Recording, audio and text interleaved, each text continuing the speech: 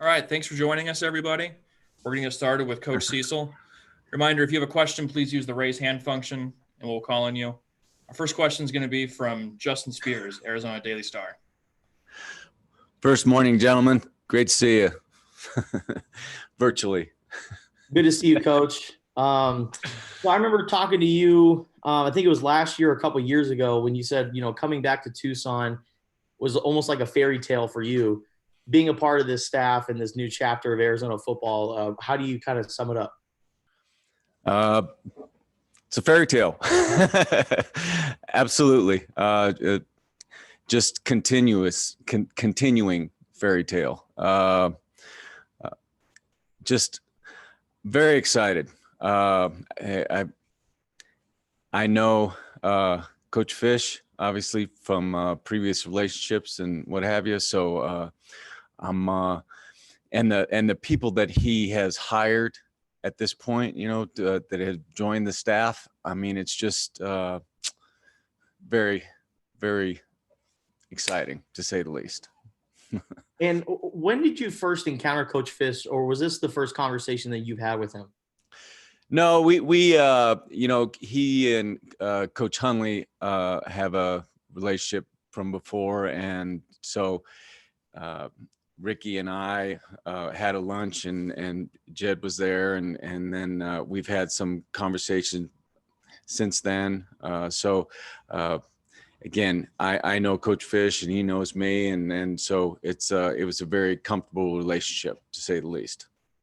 And sharing the secondary with Dwayne Walker, what's your relationship like with him, and what are you looking forward to working with him? And that you talk about a blessing. I mean, a guy that's been there, done that in the NFL, in college.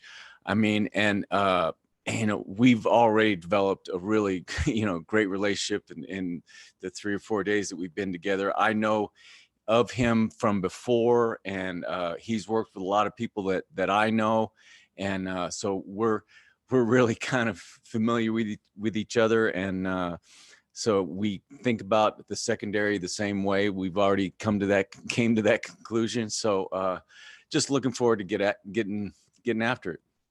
Thank you. Next question will go Michael Lev, Arizona Daily Star. Good morning, Chuck. Good morning, Michael. How you doing? Pretty good. Thank you.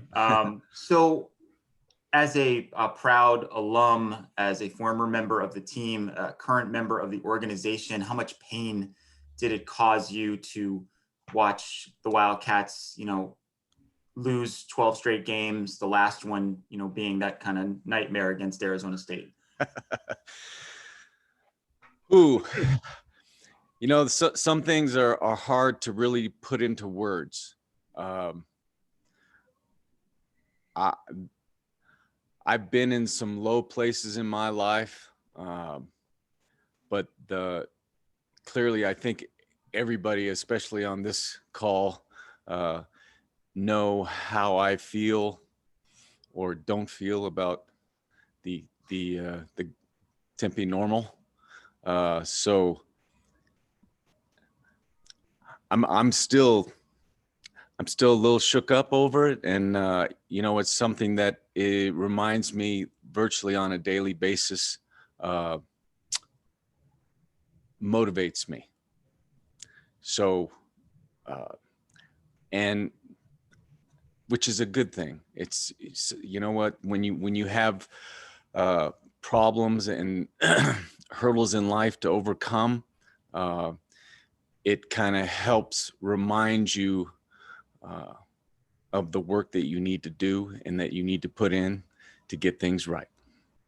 What does it mean to you to have an even bigger role in trying to bring the program back up to the level, you believe that it can attain? Like I said, just very excited, and to be able to coach. I was here for 4 years as an analyst, and in simplest terms, as an analyst, you really can't coach the players. It's against the rules, and I was very diligent to follow the rules. I obviously had a relationship with a lot of the players, and I love the players and love the kids. And that's really why I came back, is to help the kids, and not just with football, but with life. You know, I mean, 97% or 95% of the guys, you know, that this is it for them football wise. You know, it's going to end here at the University of Arizona, and even the guys that go on and play in the NFL. For me, I was lucky enough to play for 7 years, 8 years, and you're done. I'm done when I was 30, 31, 32 years old. You know, you got the rest of your life that you have to be ready for. And so I think that's the biggest thing for me, is just to come back and try and help the kids understand that enjoy your time here, but use it to make yourself a better person, so you can be a better husband, be a better father, be a better worker. And part of that is, you know, hey, go to class on time. How about that? Thank you. You got it. Next question, Jay Gonzalez, Fox Sports 1450. Hey, Chuck. Hey, Jay, how we doing? Good to see you. So is your broadcast career over for now? Well, a lot of people would say it never started. I wasn't one of those. Okay, I wasn't one of those. Seriously, what you're the one holdover from the previous staff. You know, what does this coaching staff have to do to regain the confidence of the players who are here, and what's your role in that? Oh gosh.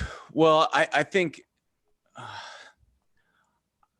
it's important for the players to understand and respect and appreciate history. Coach Dick Tomey, I think he set a standard. I obviously was here with my first 4 years with Larry Smith, and he was very demanding, discipline oriented, to say the least.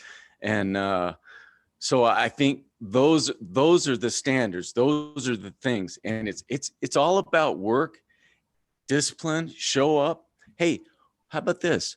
Let's run to the ball, regardless of where it goes or what's happening. Run to the ball. Okay, that's a great place to start. It's just the fundamentals.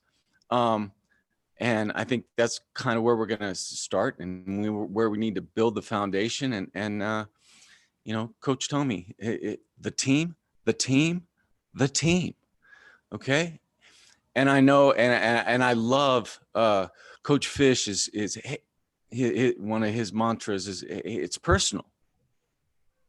Yeah. By the way, for me, oh yeah, it's personal. Okay. It's really personal. Okay. So, and so I love the fact that he's bringing that as a team thing. It is personal, and it should be personal. Okay. If you don't take it personal, you know what? Go somewhere else. Doesn't mean we don't like you, don't love you, but you don't need to be here. All right. It's that easy.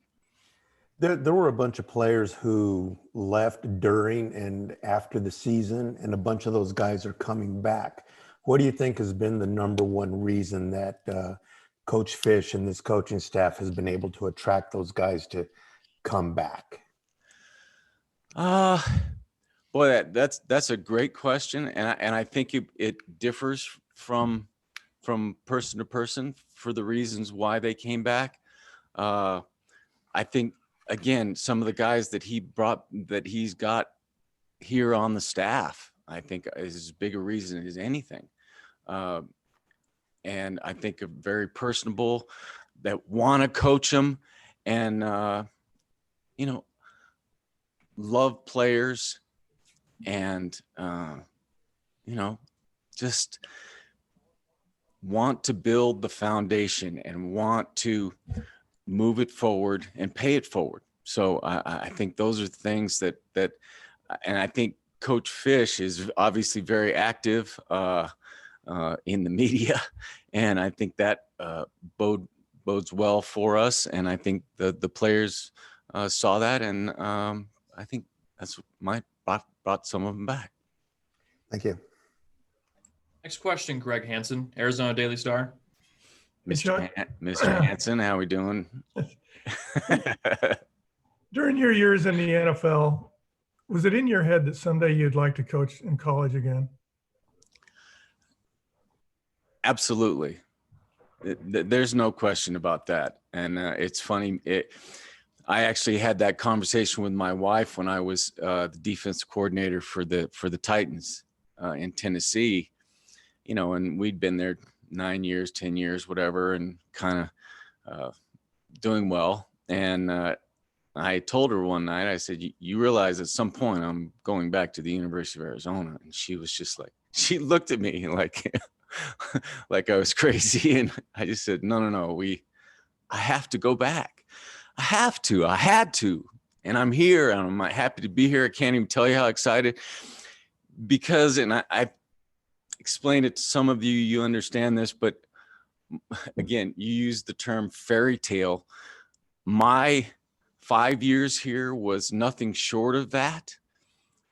And it's something that I have to pay back. And hopefully I can help to make some fairy tales come true for some of the kids here. And coaching guys in the NFL, I mean, it's a job, and, you're getting paid and all that kind of good stuff. And it's, they come early in the morning, leave late at night.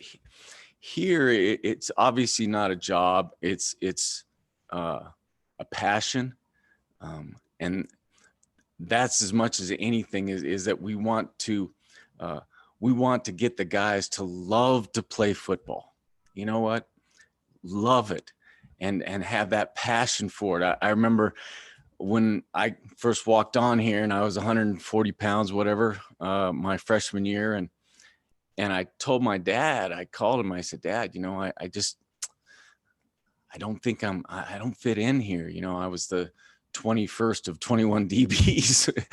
And he just was like, Chuck, do you like to play football? And I go, Dad, I don't like to play football. I love to play football. He says, then play football. Play football. Don't worry about the rest of it. Okay? And that's the passion and the feelings that I want my players to have. Just I want them to love to come in the building and go out to practice and play ball. Sounds like a movie script. No, like I said, it was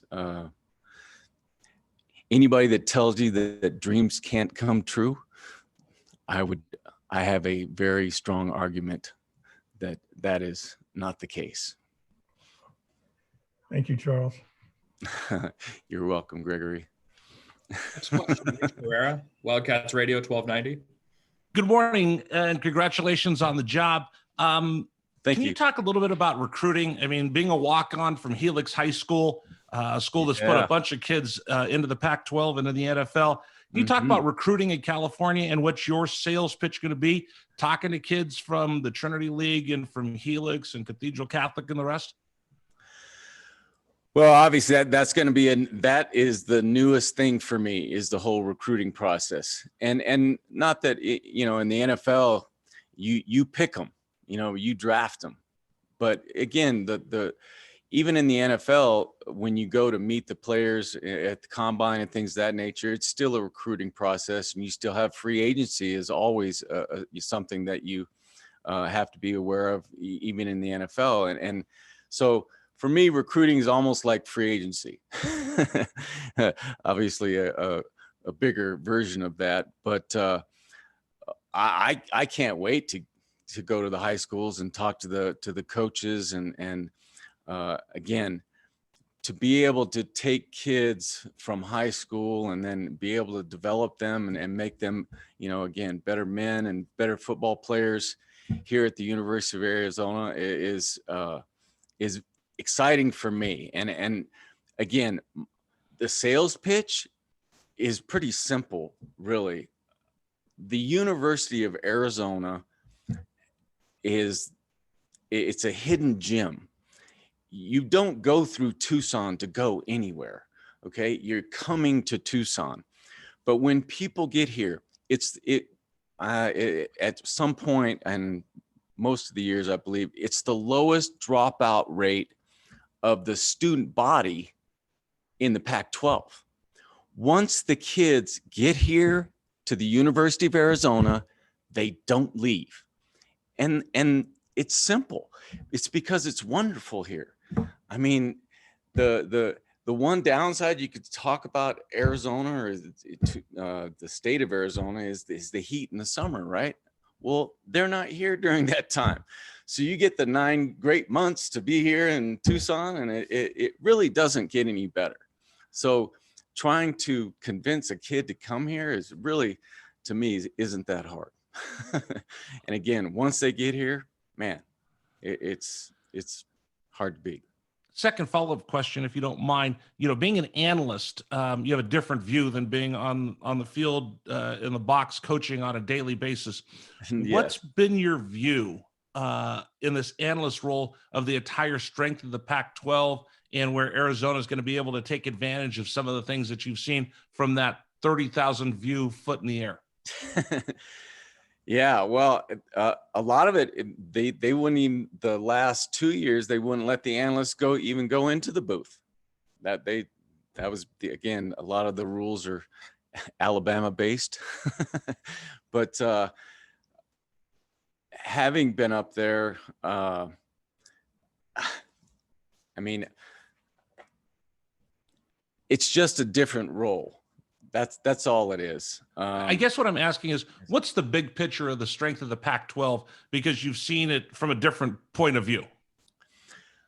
Well, here's the strength of the Pac-12 is that it's available to anybody.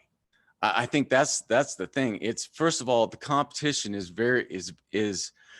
obviously a very high level. It's one of the Power Five, and I think it's a situation where anybody can get there.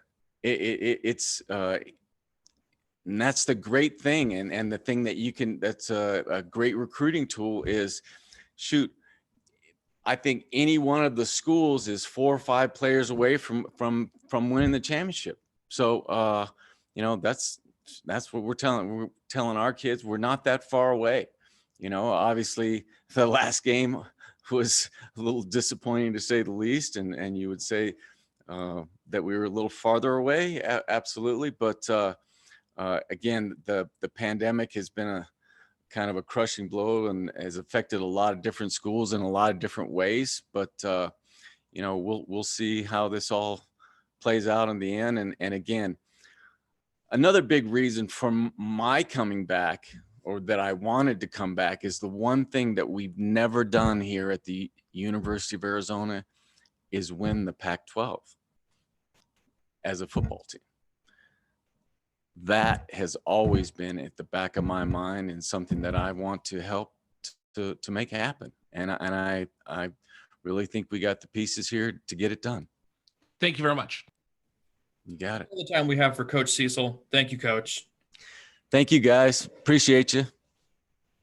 We'll be back momentarily with Coach Hunley, followed with Coach Doherty at 9:40, Coach Graham at 10, and then a break at 10:20.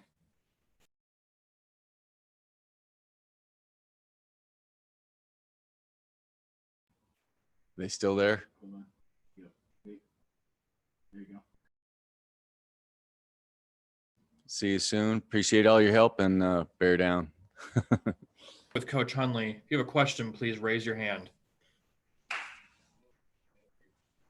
We'll start with Troy Hutchison, All Sports Tucson. Hi, Coach Hunley. So talking to some alumni, they described that you've been wanting this job for a long time to get back to Tucson. Can you just talk about the feeling of being back with the university? Yeah, Troy, I tell you what, it has been just an amazing, last few days, just from the point of driving back into Tucson And when I saw the first "Welcome to Tucson" sign, it just reminded me so much of the days when I committed on my recruiting trip. As a kid, and you're flying on the plane for the first time, and you've never seen mountains, you've never seen palm trees, and everything was just new and fresh. The sky was so clear, come from cloudy skies, and a little different coming from California. But I just had those same feelings in my gut that this was going to be a good thing. And yeah, it's been a long time coming. And I'm just so excited about it. I can't keep the kids out of my office, try to get some work done, but you just sit there, you just start talking, you start telling stories, and it's just like getting back on the horse. Next question, Justin Spears, Arizona Daily Star. Coach, last time you were coaching was at Memphis, if I believe. What made you want to get back into, coaching Division I football again? Well, when you coach football and you play football as long as I played, I started in football at age 6, and that's something that it's like your lifelong dream to continue on that path. I didn't completely stop being involved in football. I actually went over to Italy and coached in the Italian Football League with my buddy Doug Cosby. We did a bunch of, when this pandemic hit, we did a bunch of Zoom calls to Africa and other countries in South America, helping to coach coaches on how to coach these young men. And then I have kids in the area that always want to be trained and seeking advice. So when I have time, I just help them out. So it's in my blood. It'll never leave me. And I'm just excited to be back doing what I love to do. Watching from afar, why do you think the program has struggled over the last few years? Well, it's not really from afar when you can sit and watch on national TV and you just see what things have just were flat, and players are not, laying it all out on the field. I mean, the Wildcat way has always been, you get athletes that can run to the football and want to run and finish, and when you turn the tape on and you're watching it on TV and you see one guy making a tackle or one guy making a tackle or missing a tackle, and then the other 8, 7, or 10 are watching, that's not a good formula, and those things can be tweaked and those things can be fixed because players want to please, and I think you get what you emphasize. And I think it'll be no different than when I was a kid and I was playing.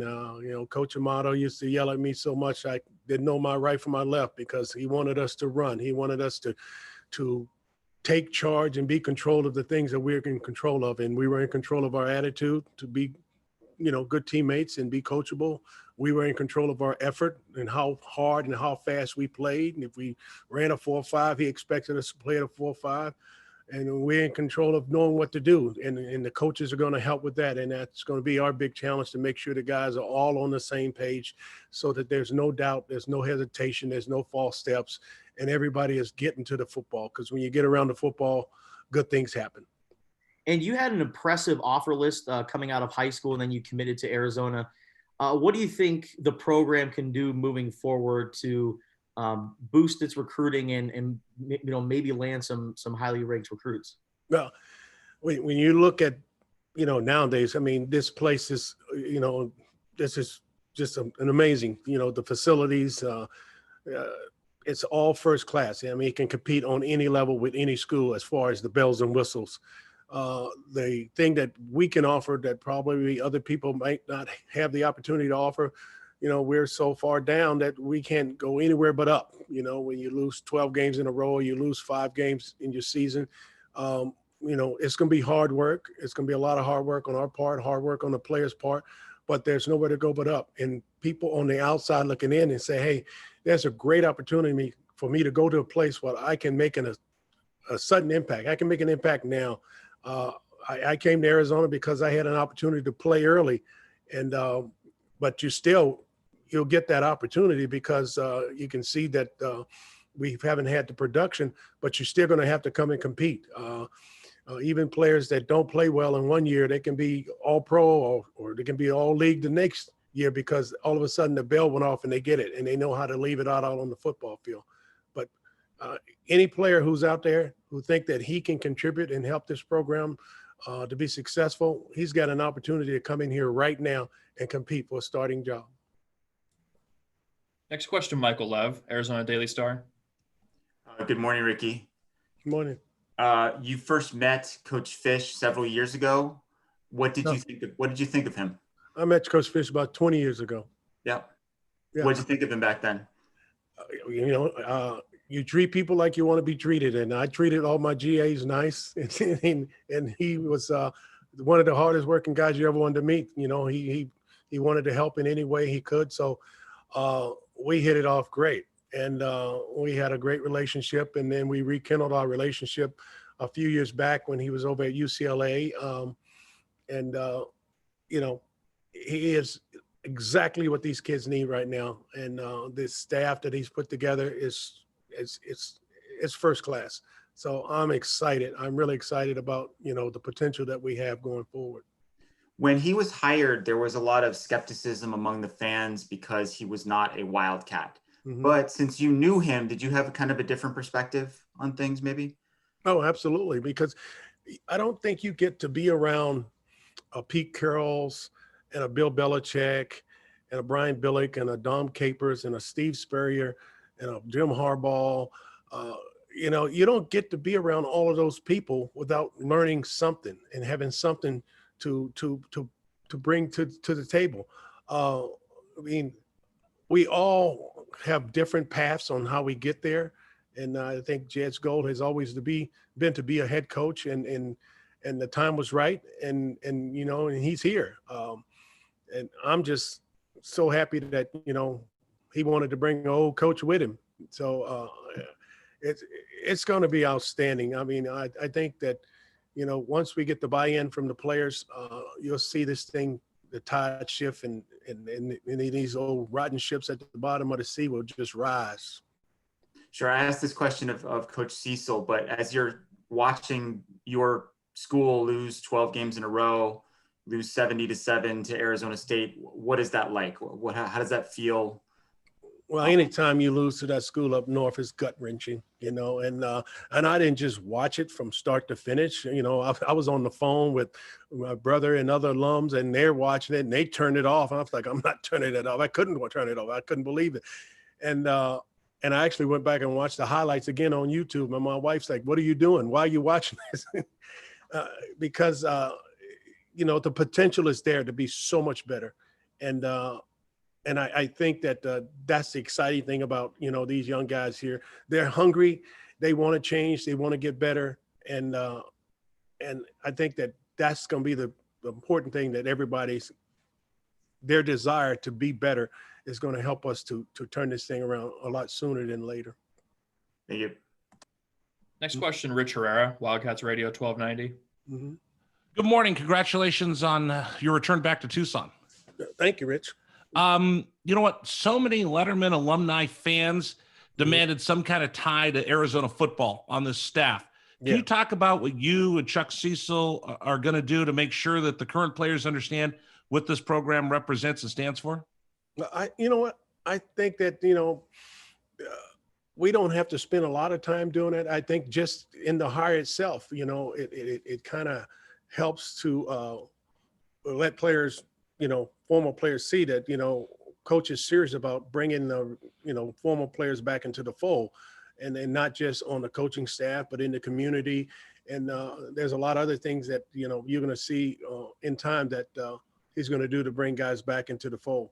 We're going to do our part as coaches. We're going to do our part as mentors to help these kids. That's the most important thing. Winning cures everything.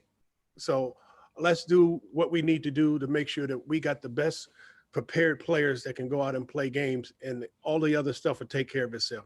Everybody will jump back on the wagon when you're winning. I don't care where they at. Follow-up question. What kind of feedback have you gotten from former teammates and Letterman since you joined the staff? You know what? It's been a blast. Everybody's been so supportive, and I think they feel like they got it hard, because these guys and people in the community as well, and family, have all felt like, they have achieved the same goal that I've achieved by coming back here. Thank you so much. Mm-hmm. Next question, Greg Hansen, Arizona Daily Star. Rick, what is the difference from when you're coaching the NFL guys to when you're coaching college kids?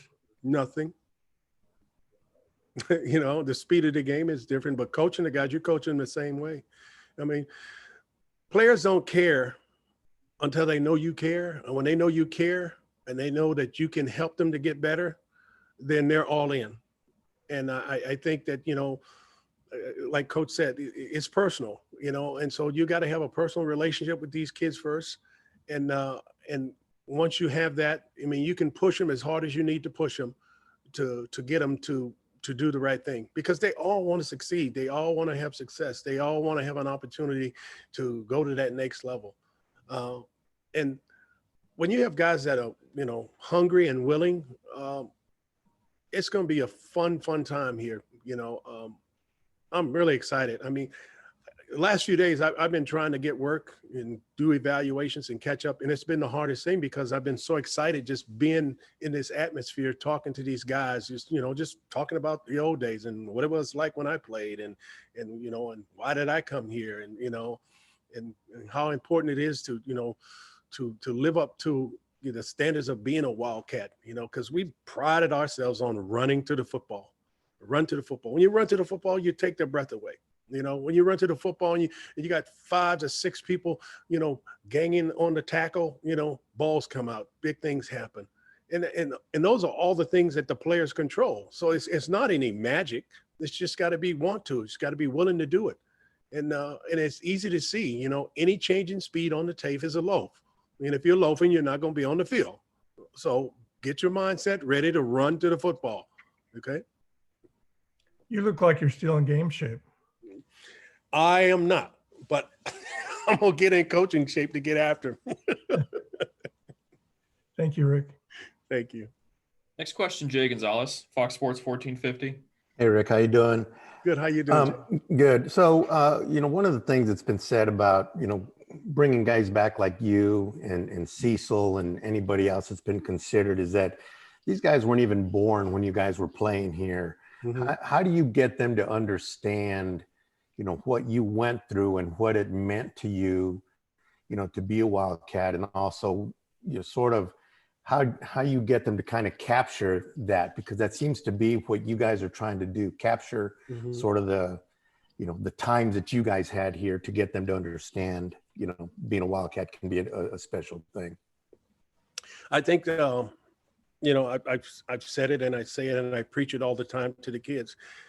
There's 4 things that you got to be able to do if you're going to play for me and if you're going to play for Arizona and be on this team.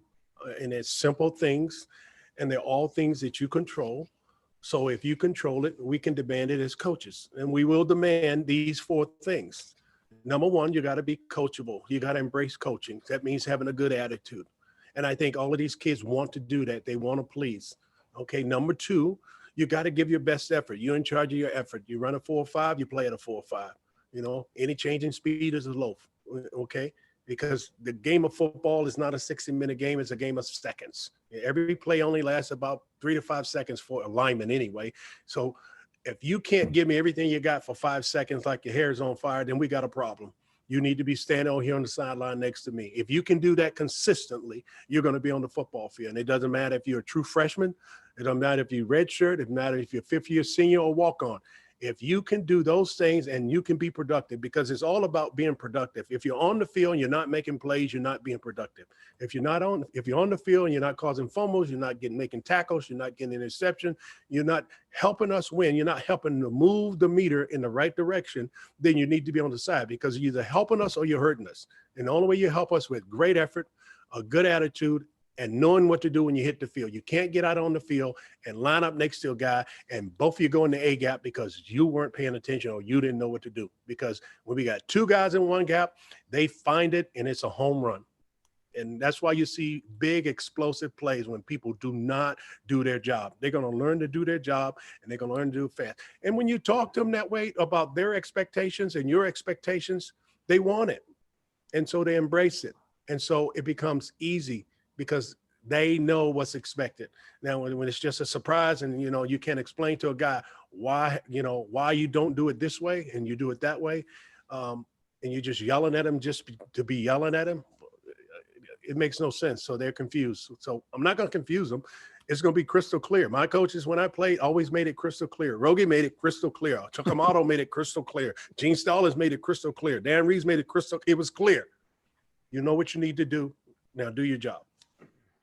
So you also in a situation now where all these guys who are here now have been recruited by somebody else. Mhm. Some guys left, some guys, some of those guys are coming back. But Yeah. even when things were as bad as they've been at the program, how do you build that relationship with these players while you're also, starting to bring in the new guys? How do you get them to believe in you guys as coaches that you're here to help them? Well, players believe in competition. Competition is going to help make us a better team. I'm not going to hand you anything just because you were a 5-star. Stars mean nothing. It's about being a good football player. It's about being a productive football player. Hey, I was recruited by Tony Mason, but I played my career for Larry Smith. I committed to the school. I committed to the university. I didn't commit to a coach. And, because, those coaches move all the time. There's two kinds of coaches. Those have been fired and those are going to be. So don't get locked in on that. You get locked in on going to a place where you're going to have an opportunity to get your degree and have a chance to go to the next level if that's your goal. Final question for Coach Hundley will be Alex White. Mm. Alec White, Arizona Daily Star. Yeah. Hey, Coach, what's the best piece of advice that you've gotten during your coaching time that's kind of shaped your philosophy? The best coaching advice, it's probably those 3 things I talked about: attitude, effort, knowing what to do. And the 4th thing, off the field, don't make your problem my problem. Don't make me have to decide if you're going to be on this team the next day because you decided to do something that's not real smart. I love the quote from Forrest Gump: stupid is what stupid does. Okay. So, excuses are mounds of nothingness. We don't have time for that because we're trying to get better. And so guys need to make sure they do the right thing. You're here to go to school. So why would you lay in the bed and not go to class? Okay. You're here to get your body in the best shape possible so you can be the best player possible. So why would you not take care of business in the weight room? You got one body. If you don't take care of it, who's going to do it? So when they understand those simple philosophy, those simple things, it all falls in line with having a better life, having a better experience and a better career for their university life. Great. Thank you, Coach. Okay. We'll be back momentarily with Coach Doherty. Question, please raise your hand. We'll start with Jason Shear, Wildcat Authority. Hey, Coach. You've coached wide receivers, quarterbacks, etc. What is it about quarterbacks that's kind of your passion or that you enjoy coaching compared to maybe other positions? Yeah, how's it going, Jason? Yeah, great question. I mean, obviously, having played the position, played quarterback, very passionate about that position, and obviously the impact that a quarterback can have on the game. Touch the ball on every play, and ultimately they have the final say in what happens on each play, good or bad, and having that influence on the offense and really on the team from a leadership standpoint, all those different things, the intangible stuff that goes into the position. It's really all those things combined why I'm so passionate and really took the opportunity to come here and coach quarterbacks. And then on offense, there's a handful of coaches, yourself included, that left their current positions and have longstanding relationships with Coach Fish. What is about him and the type of guy that he is that draws you and maybe some of these other coaches to work with him? Sure. Yeah. I mean, this could be a long answer because that's really the biggest reason of why I'm here. My relationship with Coach Fish, and like he's been saying, it's personal, and that's not just a saying that we're going to say. That's something we're going to live each and every day. Something that he believes in to his core, and it's so important in this program, making it personal with everyone because it matters, and relationships matter, and how you treat people each and every day. From everybody that comes in contact with this program is how he's going to do it. Everybody in the community, my belief in him and what he's going to do and how he's going to run this program really was the number one reason why I wanted to come here, along with my belief in this university and what I think we can do as a football program. But no question. I mean, it's who he is, the family atmosphere he's going to create around this team, around this program, in the community, things like that. is something that is so important to me, you know, that I'm going to be able to have my family around coming in the building. My kids are going to be around the team. I have 3 kids, 9, 6, and 1. Collins, Ellie, and Maverick, my wife Harper, that they're going to be welcomed in the building, and to have that family atmosphere, because that's just so huge. And the fact that it's going to be personal, like I said, each and every day. My belief in Coach Fish, who he is as a coach, obviously very knowledgeable from an X's and O's standpoint, but understanding also that there's so many things that go into this thing, and it's really fostering those relationships with everyone. Obviously, coach to player, player to coach is going to be a huge thing for us, and just making sure that we don't focus so much on scheme. We'll get to that. We'll get to that down the road. But the biggest thing right now is that we're really focused on creating those relationships, that bond and trust with our players. That's going to be so huge in this program. Thanks, Coach. You got it. Next question, Jay Gonzalez, Fox Sports 1450. Hey, Coach, you kind of started to answer this, but, you know, you're one of the few coaches on the staff who's had an experience with this team, these players on the field. You know, what do you see as the first thing that you guys have to do to start to turn this thing back the other direction? Yeah, thanks, Jay. You know, when I look at it, I kind of even looked at some of the past production, and you're right, being on the opposite sideline, having competed against Arizona, you know, I think I wrote down there's close to 272 receptions that are coming back. You know, so there's some guys that have made plays for us on the offensive side of the ball. That's exciting to me. You know, we got some playmakers that are already here on the team right now. We have good football players, and we believe that. Obviously, you know, the quarterback position, getting that straightened out and making sure that we get consistency out of that position is going to be huge, but also understanding that the quarterback spot is 1 of 11, and all he has to do is go out and do his job. And that's going to be so important for us that he understands that, whoever that might end up being. But it's going to be sorted out through competition. Every position will be, but at the end of the day, getting that consistency from the quarterback position is going to be huge with us moving forward, obviously. But, you know, it's exciting because I do know that we have guys to throw to, guys that can make plays, and we can be a productive, really explosive offense. Next question, Michael Lev, Arizona Daily Star. Hey there, Jimmy. Hi, Michael. Hi. So both you and Coach Fish have referenced this idea of having kids around, family around, et cetera. Did you grow up in that type of environment as the son of a high school coach? Yeah, absolutely. It's been my whole life, you know, being around football teams, being on sidelines, being in locker rooms, things of that nature. Football is so important to me. My faith, my family, and football are really the 3 things that I'm about personally. But no question, football is integrated in every which way into my life, into my family's life. That's so important. And, you know, that's kind of Coach Fish's vision and what I believe in as well. And a big reason why I'm here with him and why I've meshed so well with him is he wants our kids to have the relationship with our players. You know, you can't talk about, you want a family atmosphere, and yet, you know, our own personal families aren't able to be around the team or to foster those relationships. He really believes in that, and I do too. And to have my kids around our players and to foster that, have my players over to the house when time allows for that, you know, that's going to be so exciting. And just to have that really family atmosphere is something big for us. So your dad is up at Chandler, or Hamilton and Chandler, is that right?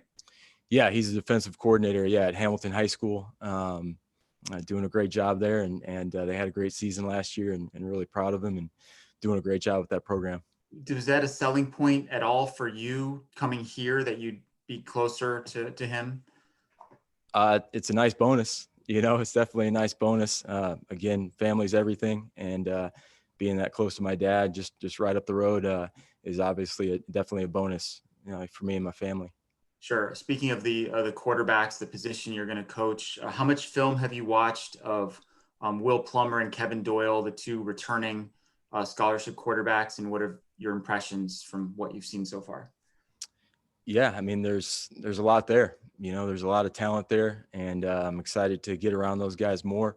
It's been pretty minimal to this point right now. It's been more, not so much focusing on the X's and O's and the scheme and this, that, the other. It's been more about with us just kind of getting to know these guys and really fostering those relationships, because that's got to be the foundation. That's got to be the starting point, and then it kind of branches off of there. But yeah, so far, obviously I was at UCLA, so I was at the game where Will had to come in. He got called into action there, and I think he's a great competitor. He's tough.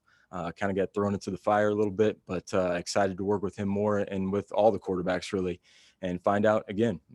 See what happens. We're going to roll the balls out and let them have at it and compete, and we're going to find out who can be the most consistent, take care of the ball for us, move the team down the field, and score points for us.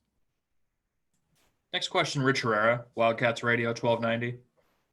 Good morning. Thanks for joining us. Talk a little bit about some of the influences you've had. You worked for Chip Kelly, kind of like Coach Fish, a lot of different folks that he's worked for. For you, Coach Harbaugh, Coach Kelly, who are some of the people that influenced you and taught you the game? Yeah, I mean, really probably start with my father, my dad. I played for him at Missouri. I played for Larry Smith at Missouri as well. And then coaching wise, just, Steve Sarkisian, I was his receiver coach at Washington. You mentioned Jim Harbaugh, David Shaw, Chip Kelly, Jed Fish, all the guys that I've learned, been fortunate to be around in the game. Those are the guys that kind of taught me X's and O's, and also, how to be a coach, how to approach this profession and be a professional. So recruiting is going to be so important for the staff at the University of Arizona. Can you talk about your familiarity with the West Coast, being at USD and being at UCLA, and kind of knowing those hot spots to go looking for talent in California high school football? Yeah, I mean, I've recruited the California, different parts of California, different parts of the West Coast for close to 20 years, and biggest thing with recruiting to me is, again, I keep saying it, but the relationships you have with the high school coaches, again, having that background of being raised by a high school coach, knowing how important that is to connect to the coaches in California, obviously in Arizona, and all up and down the West Coast is going to be huge for us. But that's where it kind of all starts for us in the recruiting world, is having those relationships with the coach, and then having that trust with them, and then it kind of filters into making sure that we get the right kind of players, the right kind of people that we want in this program. But I look forward to that. There's so much to sell here. You got the great tradition that's been with this football program. You have a great college town, a great city of Tucson to recruit these kids to.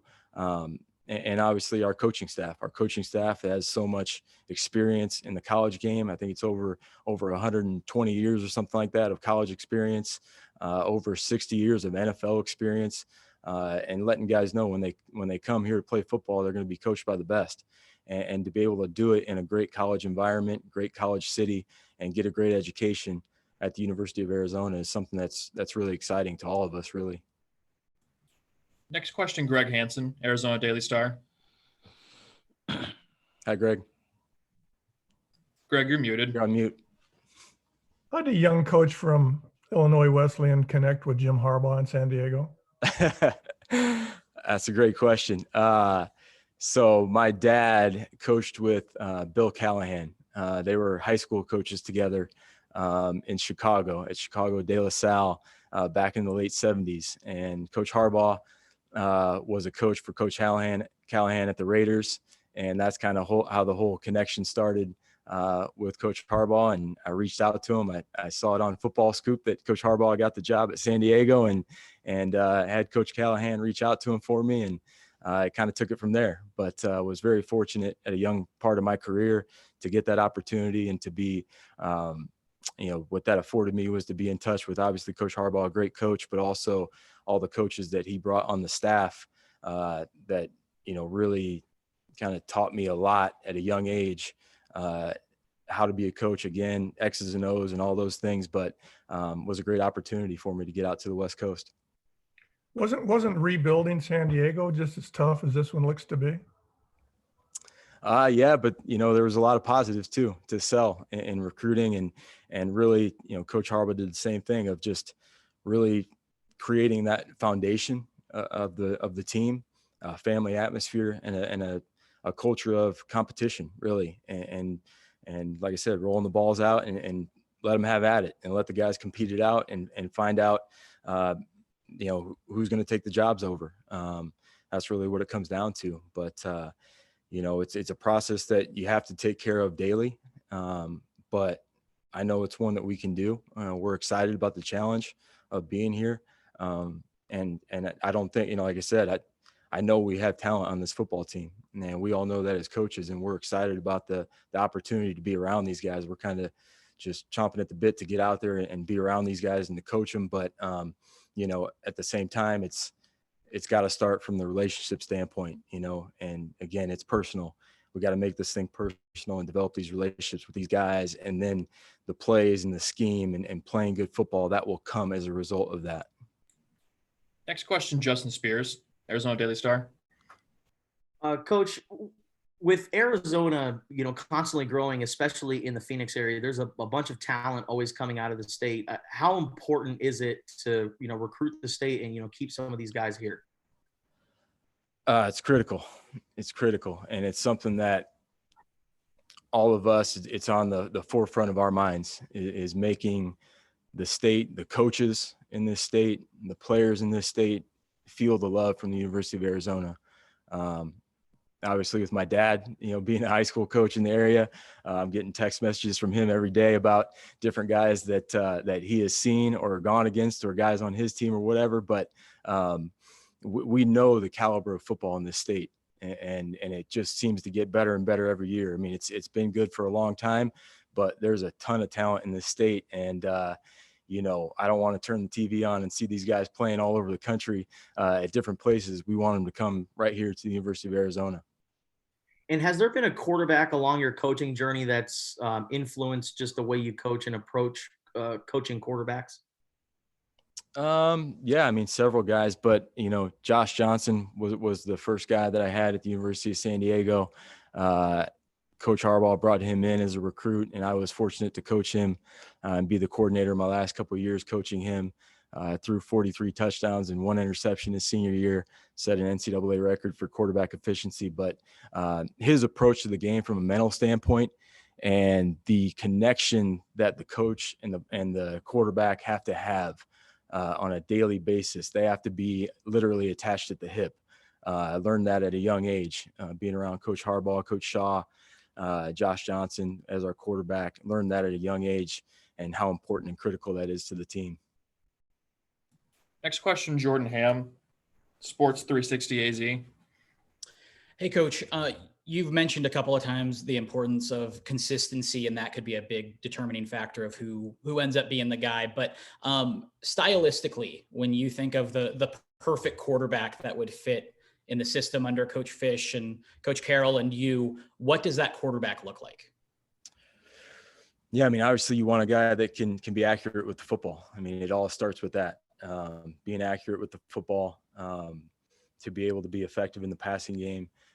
Nowadays, and really whenever, you want a quarterback that can use his legs as an asset, guys that can get out of trouble when need be, scramble and get you some first downs and be explosive in that way too as well.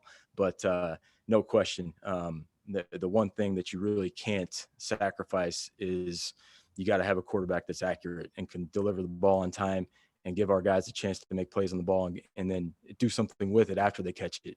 Not just get the catch, but also have the ability to get some yards after the catch, because the ball is where it needs to be when it needs to be there, and it's accurate. And it's literally can be a difference of a foot or inches. And so really you can't sacrifice that. That's where it all starts. And we're on that process every day to try to make sure that we have that here. Thank you. Final question for Coach Doherty. We'll go Alec White, Arizona Daily Star. Hey, Coach, you've been complimentary of your relationship with Coach Fish, and you guys have a long-standing history. But what about Brennan Carroll, who you're going to be working with a lot too? How much do you know him? I don't know him too much. I know a lot of guys that know him or have worked with him. The one thing that I already know about him is how much energy he's going to bring to the building. And that's been a pretty constant with all the coaching staff. is the energy and the enthusiasm that we have to be here. But, you know, even seeing him on a couple Zoom calls and things like that, you can feel his energy, his passion for the game of football. I know our guys are going to feel that. The team, the offense is going to feel that. So I'm really fired up. I can't wait to work with him. Do you think it's a benefit to have as many coaches working with the offense and mixing stylistic and personalities between you and Coach Fish and then Coach Carroll? Yeah. I mean, no question. I'm really excited to get him here. So we're kind of at full strength. But yeah, I mean, you look at all the different places we've been. Obviously Coach Fish is going to set the tone with that, but different guys have experienced different things, success at different places and whatnot. And I'm just excited for us all to be able to get into a room and kind of get this thing going. But we're so fired up. I mean, there's so many great coaches on this football staff, and really the energy, the guys that want to be here, you feel it, the personal connection between each other, staff chemistry is so huge. And you know, every day's a blast coming to work. We're having fun doing what we love to do. So can't wait to get him here. But it's already great, and it's only going to get better. All right. Thank you, Coach. Thank you, guys. We'll start with Michael Lev, Arizona Daily Star. Good morning, Coach. Good morning.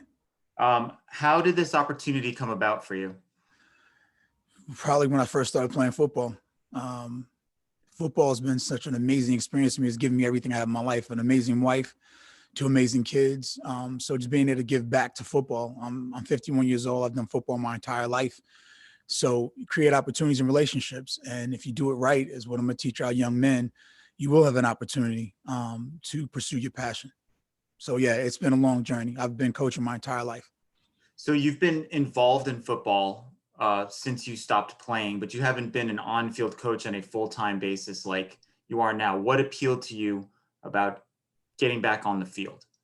Getting a chance to develop young people in sport in particular, to be better husbands, to be better dads, and just watching some of the things and how kids are being developed. Everybody's doing a drop step now. Nobody's really developing the young people, especially the mental gym. And so it was an opportunity for me to attack my passion and get back on the grass. And yeah. What were the main duties that you had at the NFLPA? Developing relationships with former players, active players, disseminating information about the collective bargaining agreement, visiting the clubs, finishing marketing deals, just a bunch of things, really just ratifying the CBA. The one we had 49.9 million at the time. So being able to disseminate information and communicate with people. At the end of the day, how do you communicate with a guy? You go into the Colts locker room, you have Peyton Manning, you have Reggie Wayne. How do you communicate with those guys to ratify a vote? And that was a skill set that I was blessed with, and I use it as much as I can. And how do you take that skill set and apply it to the job that you're going to have now? Continue to be yourself. Warren Moon told me when I started working for the NFLPA, I switched over to the marketing department after Gene Upshaw passed and D. Smith came in. He wanted me to go to marketing. And I'm like, Warren, I don't know anything about marketing. He goes, yeah, but you and you know people. Just be Scotty Graham, you'll figure it out. So, you know, I've been around a lot of people that helped me develop. Chris Carter, when I got this job, he said, Scotty, you're going to be amazing at it. He said, you got a great foundation. Continue to be Scotty. Next question, Justin Spears, Arizona Daily Star. Coach, you were most recently in Tempe.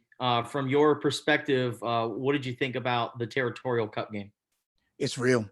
I know a little bit about Territorial. I did play at the Ohio State University, and this thing is vicious. I mean, I do talk to Desmond Howard and Cato June occasionally, but this thing is real. It's just different. I mean, I don't think I necessarily hate Michigan. These two teams hate each other. The team up north hates the Cats, and the Cats don't like them. And the 70-7 loss, you were on the winning side of it, but now, you know, jumping sides, how important is it, or I guess, how important is it to get back to, you know, beating ASU and not having a 70-7 loss? Well, I didn't jump anywhere. This was an opportunity, and it's an opportunity I worked for by doing fellowships and developing relationships with people around the NFL. So I didn't jump aside, and the side that I'm on is Jedd Fisch's staff, and we're going to concentrate on every team. that happens to be a team we're going to play right before Thanksgiving. I think we're going to play earlier this year. This program will not be dedicated to one win or loss. It's about how we do it, and that game will be easy. And which coach has influenced you the most as a football player? Bobby Turner. He's the running back coach at the 49ers now. He was in Atlanta. If you look at some of the top rushing performances over the last decade, Bobby Turner's been involved with it. Prior to that, obviously, he had Terrell Davis in Denver. Bobby Turner's just the best. And that's who I did my internship with. And that's what put me over the top to go, I want to do this. And I told him, quote unquote, I want to be a young Bobby T. Next question, Jay Gonzalez, Fox Sports 1450. Coach, so recruiting is such a big part of what you're going to be doing now. How do you get up to speed, and what are the kind of relationships that you think you already have to build on to become a good recruiter? Without going through my text, I mean, from Matthew Hatchett, these 7-on-7 camps, all my former teammates, Taylor Kelly, who I mentored at Arizona State, these guys have 7-on-7s. Maurice Jones-Drew, they're sending me the kids. So obviously, I talked to Coach Powell, Deron Montgomery. He's my right or left-hand guy that Coach has assigned me to, and he's been outstanding. So just navigating through the relationships, but I do have them. It's just how you bring them in, and to manage them. I've asked the other coaches this as well. You're a new staff with guys who were brought here by other coaches. What's your way? How are you going to build the relationships you need to build with these guys to make sure that everybody's kind of on board with what you guys are trying to do as a coaching staff? Well, just continue to be myself and be original. I think transparency is the number one thing you can do, and these young people are ready for the truth. And when you sugarcoat it is when you kind of lose them. And for me, I've dealt with, over my last 7 years, with student athletes from a variety of sports, from women's golf. I managed the national championship in 2017. Olivia McCaffrey wants to know the truth. And just like Michael Wiley wants to know the truth. So if you tell them the truth, I think you got a chance. And if you love on them, you come out of space of love, you got an opportunity. Thank you, Coach. Next question, Greg Hansen, Arizona Daily Star. Greg, you're muted. Well, Scotty, what was it like when you told Ray Anderson you were going to come to Tucson? He was really happy. I mean, it was no secret in Tempe that I wanted to get back on the grass. It wasn't like, it was done at midnight. Ray knew that. He blessed me going out and doing the minority internship with the 49ers. Last year, I did one with the Chargers. I went to several clinics on my time off, so it wasn't a secret. And he knew I wanted to be back on the grass, and it was a great opportunity. He knows Coach Fish really well through Brian Billick. So Ray was really happy. I mean, I'm sure he'd rather me be in Tempe, but how would you not be the leader he is without being happy for somebody with a new opportunity? So Ray was really happy. Who are your NFL running back coaches who impacted you? My Bobby T, Tyrone Willingham. We talk all the time. Tyrone used to be the head coach of Washington, Stanford. He was my running back coach for the Vikings. And Gene Huey, who was in Indianapolis with Adrian James. And Jim Anderson in Cincinnati. He had Corey Dillon. He had Eric Bieniemy on the same team in 1997 in Cincinnati. So I've always been around coaches that were teachers, and I've always been kind of a gym rat around those guys. I like being in the locker room. I like being on the board. I like teaching. Thank you. Next question, we'll go back to Justin Spears. Coach, what's your recruiting philosophy? What are you looking for? What are you looking for in guys and players that you can bring to Tucson? Football players. I like smart players. I like players that are inspired to do more, have hobbies, that play different sports, and it be a good fit culturally because you win with good people. And ultimately, we want people to fit our culture. I don't really care how good they are. I believe I can coach them if they have some skills. And one thing is unique about running backs, they've been running backs their entire lives. So for me, it's just to make sure I polish it, steer it in the right direction. And, I want to align them, know their assignments. I want them to be themselves. And then once they get to the secondary, they use that God-gifted talent to get them to the end zone. And having lived in Arizona over these last few years, what's your outlook on just the number of players that the state has produced at the high school level? It's amazing when you look at, there's always somebody. When you look at an NFL team that has played in Arizona and in college in the bowl season, they actually emphasize that a lot. So, it's amazing how many great players, especially skilled players, that are from Arizona. And lastly, for me, what's your overall outlook on just the running back group as a whole? Last year is one of the deepest groups, and this year, even with losing Gary Brightwell, it's looking like it's going to have a lot of.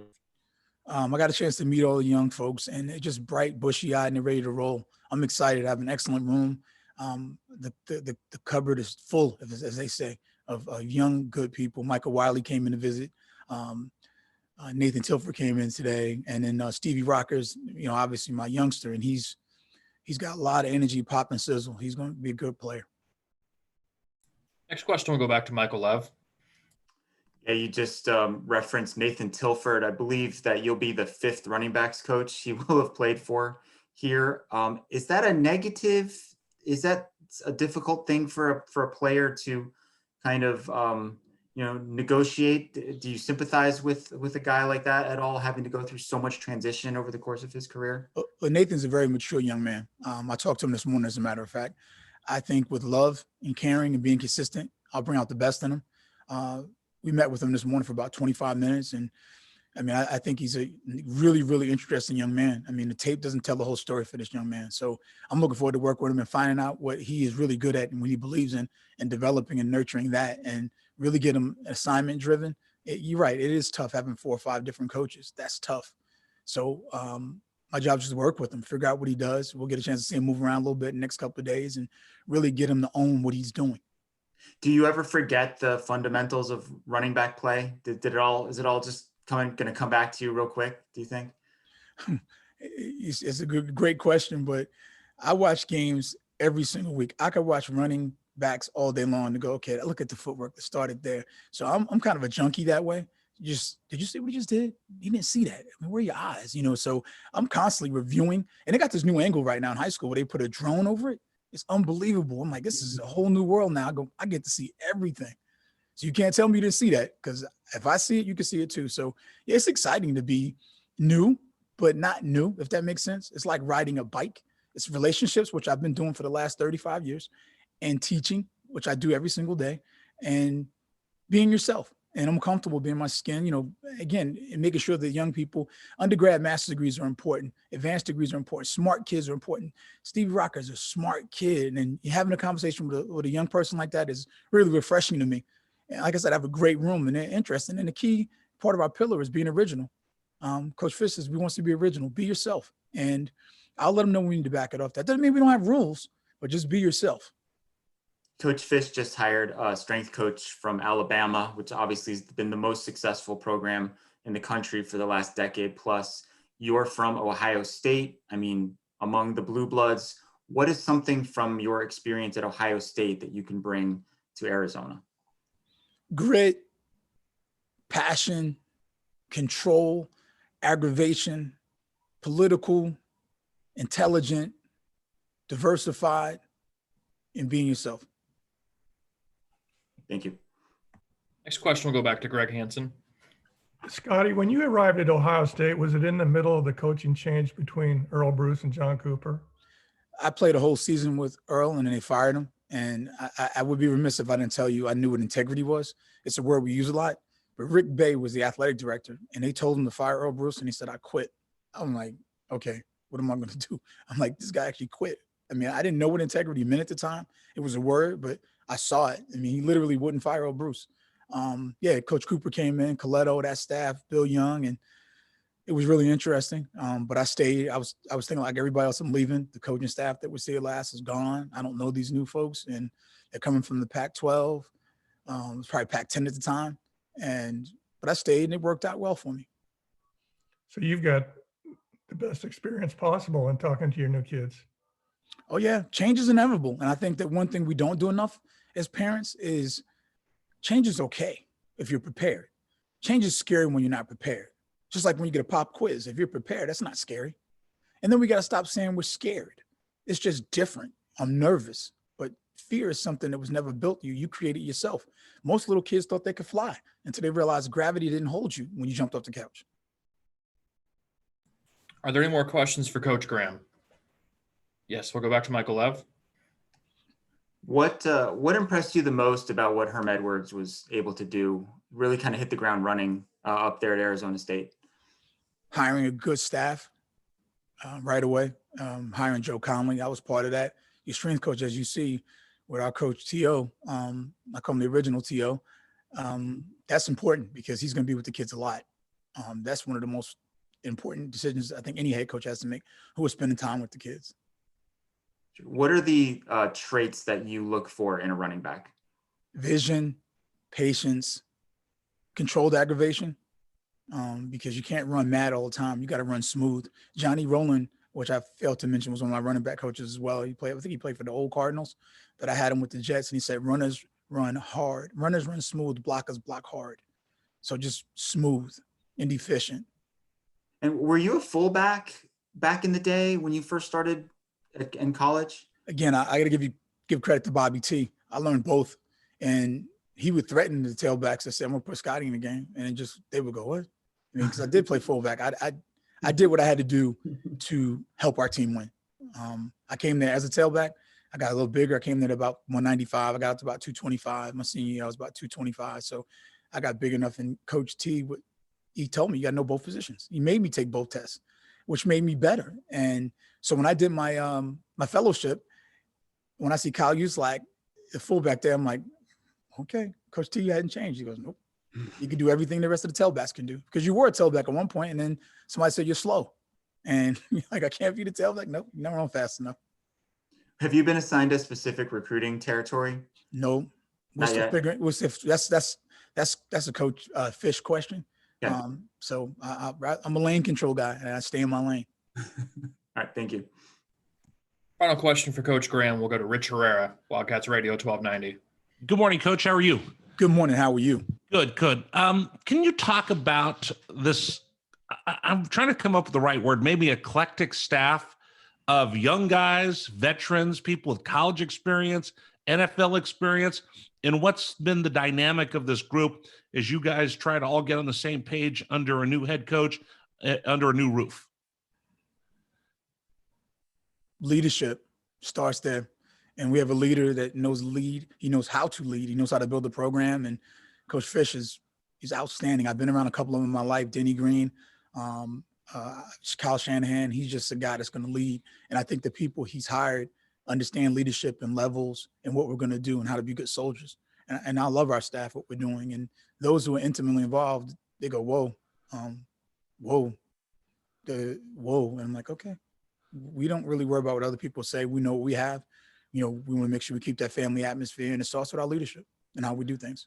How's the communication been amongst the folks getting to know each other? Organically. We got in touch with each other on Twitter, me and Coach Pow, and then Deron Montgomery, we text, but we was taking his drive across country from Georgia. So I started off with text messages, following guys on Twitter as the staff was getting put together, and Jimmy and I text, and we got into we traded numbers, and then, once I passed my recruiting test, people started coming in. So I would have conversations with Coach Pow, and then obviously with Jimmy.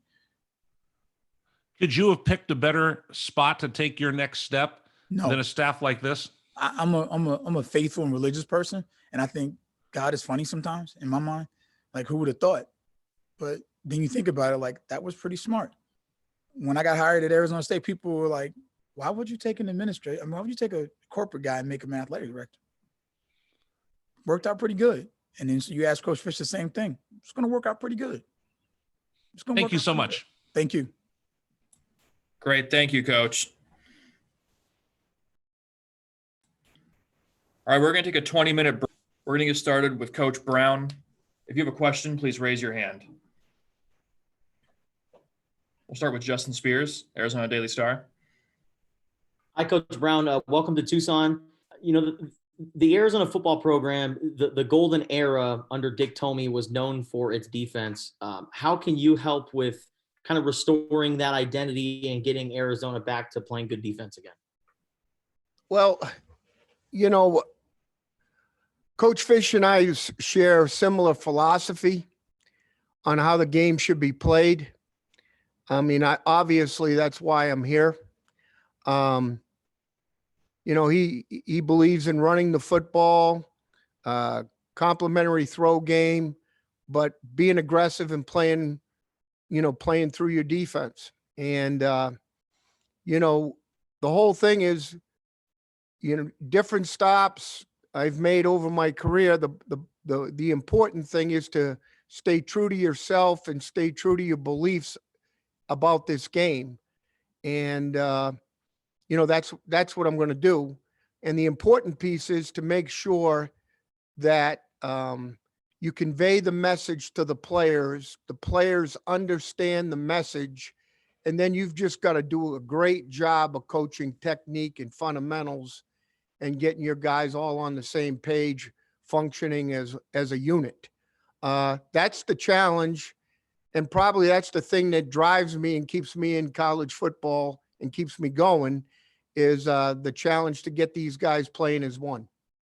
And you spent a lot of time along the East Coast and the Midwest. What made you want to come out to the West Coast and coach in the Pac-12? Just listening to Coach Fish's message, the being resilient, having purpose. The way I knew this was going to get run. I know that gives us a chance. Your organization gives you a chance to be successful, and and I believe in Jed. So it's pretty easy. It was a pretty easy decision. I know I'm working with a tremendous football coach, tremendous leader, and that allows me to just do my job. Next question, Patrick Carr, Daily Wildcat. Hey, Coach. Nice to meet you. How you doing? So Big Ten and Pac-12 are obviously pretty different conferences. So I was just wondering, what adjustments do you think you'll have to make game planning, also recruiting-wise, coming from the Big Ten to the Pac-12 out on the West Coast? Just looking at some of the film and seeing the what the thought process is with the coordinators, a little bit more open sets, a little bit less in the ground and pound type run game, with multiple tight ends. You see a lot more 11 personnel, which 3 wide receivers, 1 tight end, 1 running back. I do see some 12 in short yardage, meaning 2 tight ends, 2 wideouts. But the bottom line is I think they whip it around a little bit more out in the Pac-12. So, that's somewhat of an adjustment, but in realities, the spread offense is in vogue, and it's in vogue across the country. And, each coach is trying to play to his players' strengths.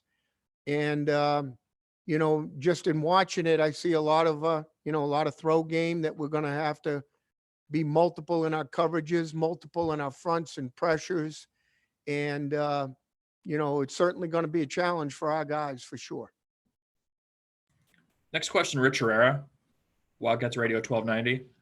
Good morning, Coach. Thanks for joining us today. Can you talk about the strength of your staff that you're going to be working with from Ricky Hundley and Chuck Cecil and the rest? Yeah, it's been fun getting to know the guys.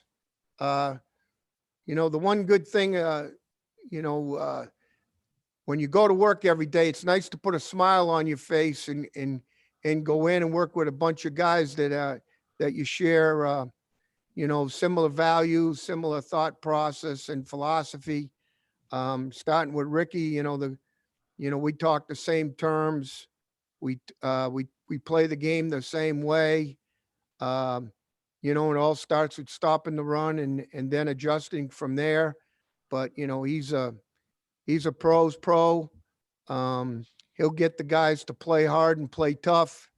And, so that's a pretty good start with your defensive line. And then obviously pass rush and all those things, his unique experience will certainly be a positive for us.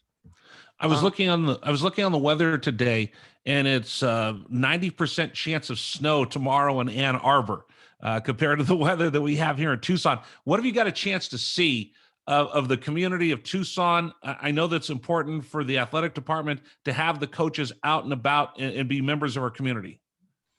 Well, I haven't had a chance to see too much yet. I'm trying to, we're working hard on wrapping up recruiting and getting everybody on the same page defensively.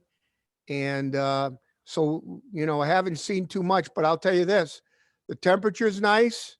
I love looking out my window and seeing that mountain range, and just seems like in just my short jaunt back from hotel to office, it's a beautiful area. So really excited to be part of the Tucson area for sure.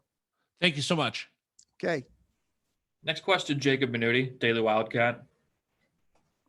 Yeah, can you talk to me a little bit about kind of that Viper position that you like to use in your defensive team, kind of that linebacker safety hybrid role? I mean, how important is that to your defensive scheme, and do you plan on bringing that into Tucson?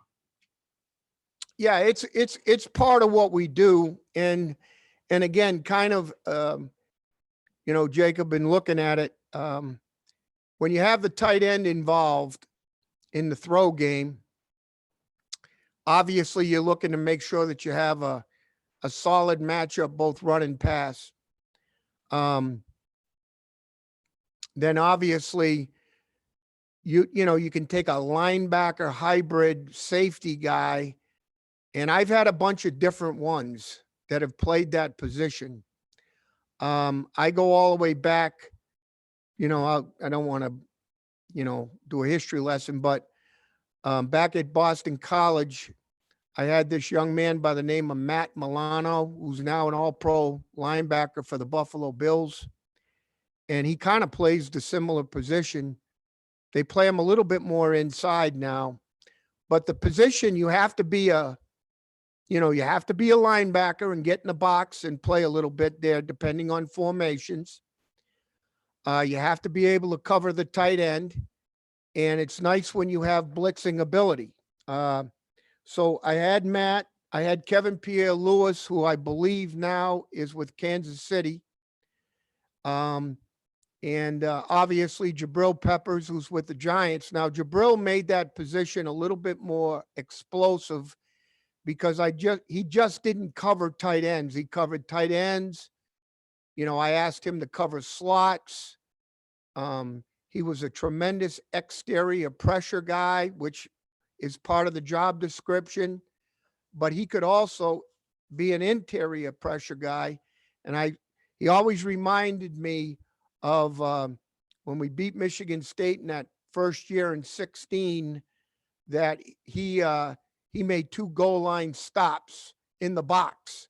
So it's a fun position to play because there's a lot of jobs, and you can kind of change those jobs based on game plan, based on what you're seeing from an offensive perspective on a week-to-week basis.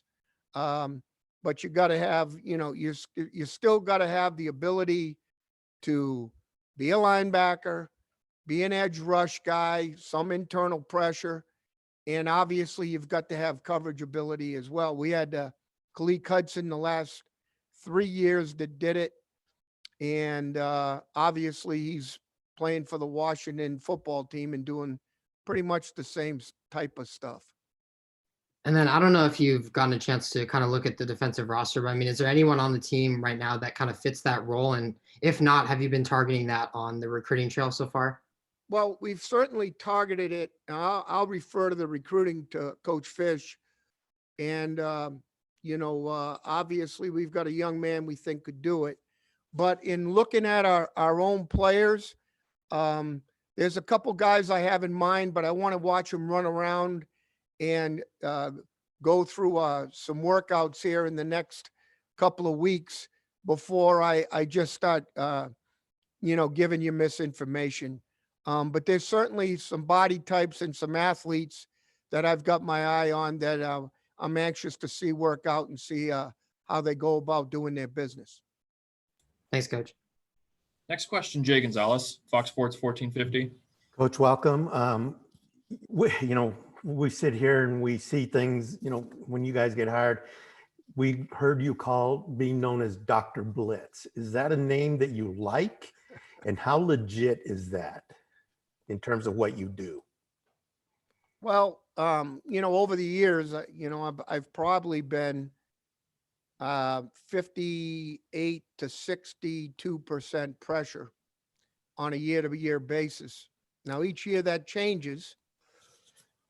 and you have to change with the times and have the ability to simulate pressure. And I think that's really, some people determine, 5-man rush is pressure, 6-man rush is pressure. But when you bring 4, but you bring overloads and do things like that, to the quarterback, it can feel like pressure. And I think people group that in like we're blitzing. But in essence, when you count the raw numbers, it's really not. But if the shoe fits, wear it. So we'll wear it. And, I don't know if it gives us an edge. All I know is this. I want my guys to play on the balls of the feet, not play catcher and be on their heels. And we're going to solve our problems with aggression on the field. And, some quarterbacks are different than others. Some offenses are different than others. But we certainly don't want to be static in our approach and let people get into a comfort zone and play one or two things because they've limited you down, by playing one or two different looks. We're not going to do that. And we're going to be aggressive in our approach. But I'm going to tell you, the most important thing to playing great defensive football is A, they run to the ball. And when they get there, they tackle people. And B, they do it as a group. We will do that. The rest of it is all window dressing. Because if you don't get that solved, then you don't have a chance to be a great defensive football team. I mean, and, obviously, I got to calm down here for a minute, but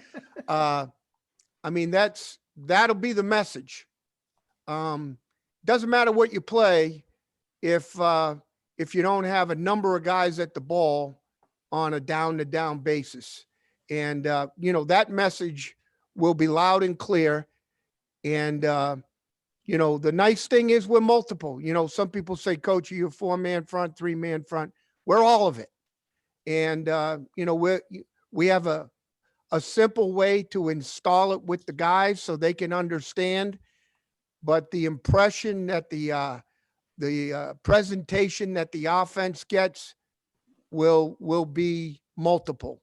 So, that's our approach, and kind of excited to install it again, So it's time to get it rolling and get it rolling and get excited about it. And I think our kids will play along with it and get excited about it as well. Thank you. Next question, Troy Hutchison. All Boy, sports. I got excited there for a minute. I was ready to come up out of the chair. So, Coach, throughout your coaching career, you've been at programs like UConn, Boston College, Michigan, and you've taken defensive teams from the 90s, 80s, and 50s and gotten top 10 defenses out of them. How do you change the defensive mindset you walk into? How do you change the culture on that side of the ball? Well, first off, each year is a new challenge. Each year is a challenge. And, I'm not perfect either. I understand, the one thing that I do is I don't look back. I look ahead. I don't live in the past. I live in the present. And, the first thing, that my guys will understand when they're with me is you're all my players now.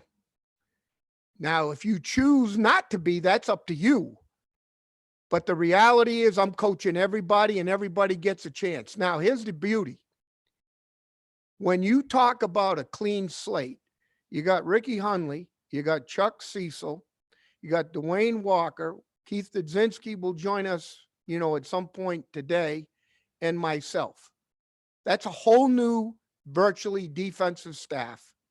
So they're going to have the opportunity to make their niche.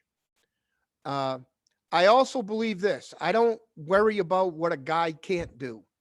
So, for example, what can a guy do? So, for example, I look at it in this respect. The guy may not be a good cover guy in terms of understanding zone concepts or being a man defender, but he can rush the passer. Well, I'm a big believer. Then let the guy rush the passer. Put him in, let him rush the passer. He can play a lot of downs for you, and he can help you. We had a young man, Josh Uche, who ended up, I don't know, he was the 950th rated high school player coming up when he came to Michigan, and he ended up being a 3rd-round pick. Well, that's somewhere around 60. So he goes from 900 plus to 60. Well, his confidence level changed. His approach to the game changed. And, he wanted to be a tremendous pass rusher. And guess what we let him do? Put him in the game. Every opportunity that we thought they were throwing the ball, we made sure he was part of that process. And, that's kind of what I'm alluding to. Let guys do what they're good at. And, that's the approach we're going to take. Next question, Jason Shear, Wildcat Authority. Hey, Coach, I was wondering, how do you address what's gone on defensively in the past few years? Do you ignore it? Do you start clean completely? Do you talk about it? How do you kind of deal with that? That's a great question. I don't think you ignore anything, but it's how you go about presenting it. These are the reasons you lose. Well, I don't like to utilize that word in my vocabulary. These are the things we did well. These are the things that we have to get better. So you have a group of goods and a group of get betters, and that's the approach. There's a way to go about it so that you don't, here we go again, I messed up. That's not the attitude we're looking for. We're looking, like I said, live in the present, new tact,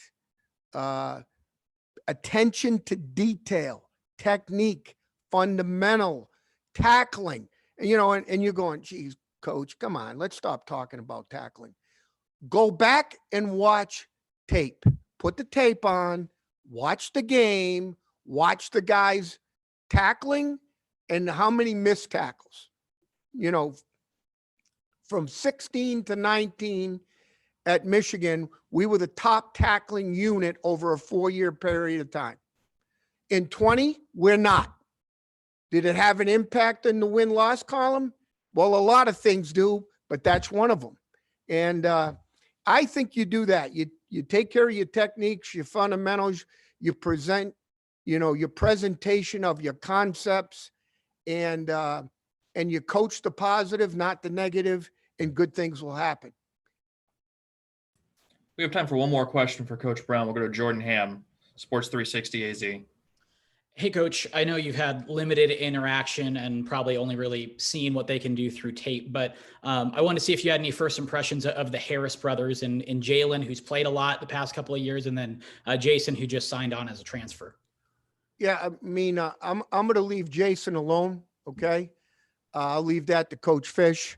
All right, the older Harris, he played in the 3-4 system and basically played as an up player, a two-legged player, like an outside linebacker. I can promise you this: he will have his hand in the ground, rushing the passer, and I don't think you'll see him dropping very much at all. He's a guy I think, will be a key guy in helping our transition from 3 down to 4 down, as other guys will, of course, as well. But, you asked me specifically about him, that's my feeling. I see some good things in his future. I think we can get him excited. We got to get him, get his repertoire of pass rush moves ready to go, but the guy can run and hit people. So, that's a good, I like the guys that like to smash guys. So, that's what we're looking for. Thank you. Great. Thank you very much, Coach. We'll be back momentarily with Coach Cummings, followed by Coach Walker and Coach Pow Pow.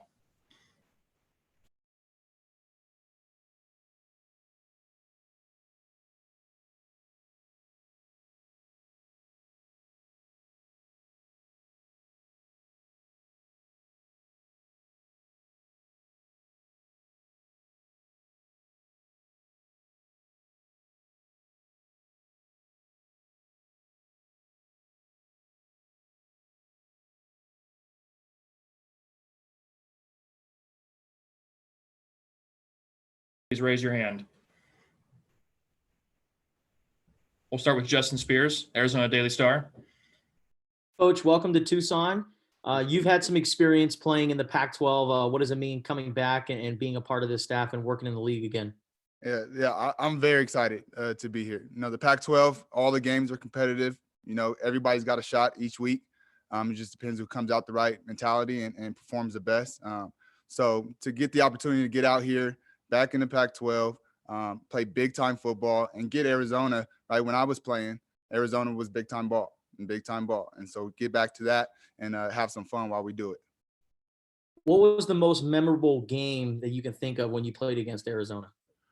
I would say probably would be the 2013. 2013 was the year.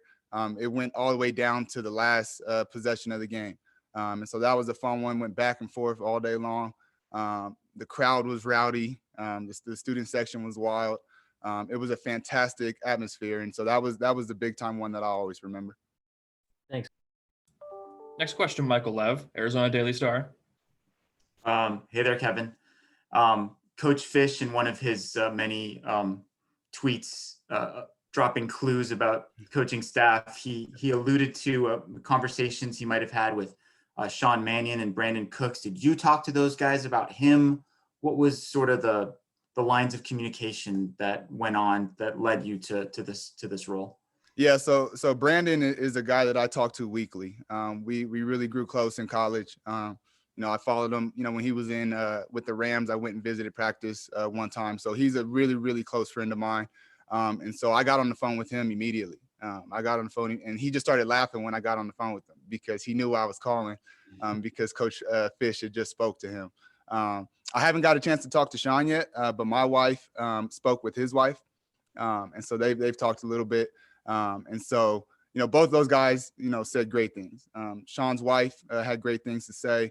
And then Brandon loved his experience playing for Coach Fish. Sure. So your former boss at San Jose State, Brent Brennan, he coached here. He's a disciple of Dick Tomey, who obviously, is pretty much the greatest coach that Arizona has ever had. Is there anything you can take from things that Brent Brennan might have talked about with things he learned from Dick Tomey that you can maybe apply now that you're at Arizona? Mm-hmm. Yeah, obviously Coach Tomey was a big part of Coach Brennan's life and coaching career. We had the opportunity to have Coach Tomey come to fall camp one year. And he came by and he talked to the team. He watched practice and then had a meeting with all the coaches about what he saw in practice. And he broke down what he saw that was great. And he broke down what he saw that we needed to work on. So we have a lot of respect for him and what he's done for the game of football. Coach Brennan, a lot of the stuff that he preaches as far as, his mottos, the team, all that stuff came from Coach Tomey. So he's had a great impact on my life, even with the short amount of time I spent with Coach Tomey. I appreciated every moment I had with him. An awesome man. Thankful for him. Next question, Troy Hutchison, All Sports Tucson.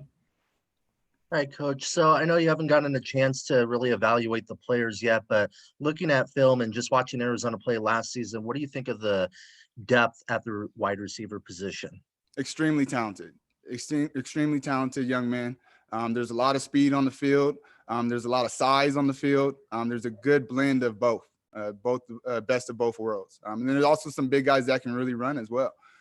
So watching, I went through every single game, kind of made notes on what I think the receivers did great and what I think, technically they can do better. And so we'll get to work on that stuff. But the room is going to be fun.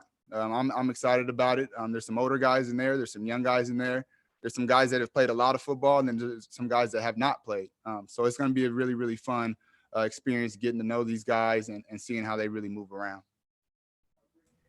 Next question, Jacob Minuti, Daily Wildcat.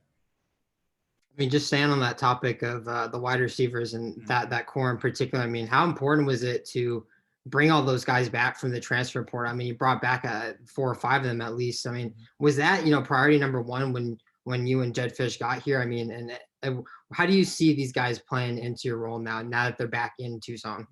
Well, like, what we say is it's personal. It's very personal for us. And so it was very, very important for us to get in contact with those young men because, this past year has been the craziest year of their life, right? Dealing with COVID, and then obviously a disappointing season, right? It's been a very, very stressful situation for those guys. So it was important for us to get in contact with those guys, let them know what we think is going on, let them know that we're going to be there for them every single day, day in and day out, whether it's football or life. We are going to be there for them. So we just wanted to kind of get that relationship going. And once those conversations happened, I think the guys all felt really good about the energy going on and felt good about coming back and being part of this program. Next question, Rich Herrera, Wildcats Radio 1290. Good morning. You were part of the rebuild at San Jose State with Coach Brennan. What did you learn from that experience, and what can you bring here that the little things that you picked up there that will be helpful in this rebuild in Tucson? Yeah, so it started off with just building those relationships, having a one-on-one personal relationship with each kid. And it doesn't have to just be me with the receivers. It's got to be me with the offensive line. It's got to be me with the quarterbacks. So building that culture where everybody's here for each other was the number one thing we did. And it doesn't happen overnight, but it's a daily process. And it there's tough times, there's good times, but it's a process. But what we did was we started off with getting the guys that were there to buy into what we felt was important, right? And then bringing in guys that could help carry that message. And so that's what we did. The first few years, there were some lumps, but every game was competitive, right? So once we figured out that every game was competitive, we found out what the areas were that we struggled at, and we addressed those issues in the offseason. And then it just went ahead and ended up being a really, really special thing. Let's extend a little bit about relationships on the recruiting trail. Where do you have strong relationships? Where is your strength as far as the areas of the country that you've recruited? Yeah, so obviously grew up Los Angeles, California. I have a lot of connections down there. My dad actually still coaches ball down that way. And so I've developed through, growing up out there, and then also recruiting California primarily at San Jose. I have a really good relationship with the coaches, with the young men in the area. So that's where most of my time has been spent. Great. Thank you very much. Welcome. Yep. Appreciate you. Next question, Alec White, Arizona Daily Star. Hey, Coach, what traits do you look for in a player when recruiting them or on a roster that you already have that you're inheriting? What kind of traits do you look for in a wide receiver? The number one thing is going to be the ability to make plays. We're going to play competitive football. We're going to go against some really talented DBs. And so I need, guys that can go make plays when it's contested, make plays when it's a little muddy, a little dirty. And so that's the number one thing. Obviously, we got to get some speed in, right? You need to have some guys that can run. And then you need to have guys that can finish on plays. Like I always tell them, we got to win 50-50 balls. That was one thing I pride myself on, is preparing guys to win 50-50 balls. And so when I'm watching film or when, we're watching practice, that's what I want to see. That's what I want to work on. That's what I want to see, the ability to make a play when it matters. And then you're kind of a younger coach compared to some of the other coaches on this staff. And just as a wide receivers coach, does it make it a little easier to relate to some of these players because you're a little bit closer in age and you've played in college more recently? Yeah, I think so. I think the game has changed throughout the years. It hasn't changed a whole lot. There's still lines, there's still football, there's still all that, but the game has changed technically in some aspects. So I think my ability to relate to these guys and kind of show them what they see, they're all watching NFL stuff, right? They're all watching, different things that they see on TV. And a lot of those guys I know. And so I can talk to them and pick their brains and kind of see what they're doing and see how I can teach that to these guys out here. Next question, we'll go back to Justin Spears. Which coach has had the biggest impact on your life so far? It definitely will be Coach Brennan over at San Jose State.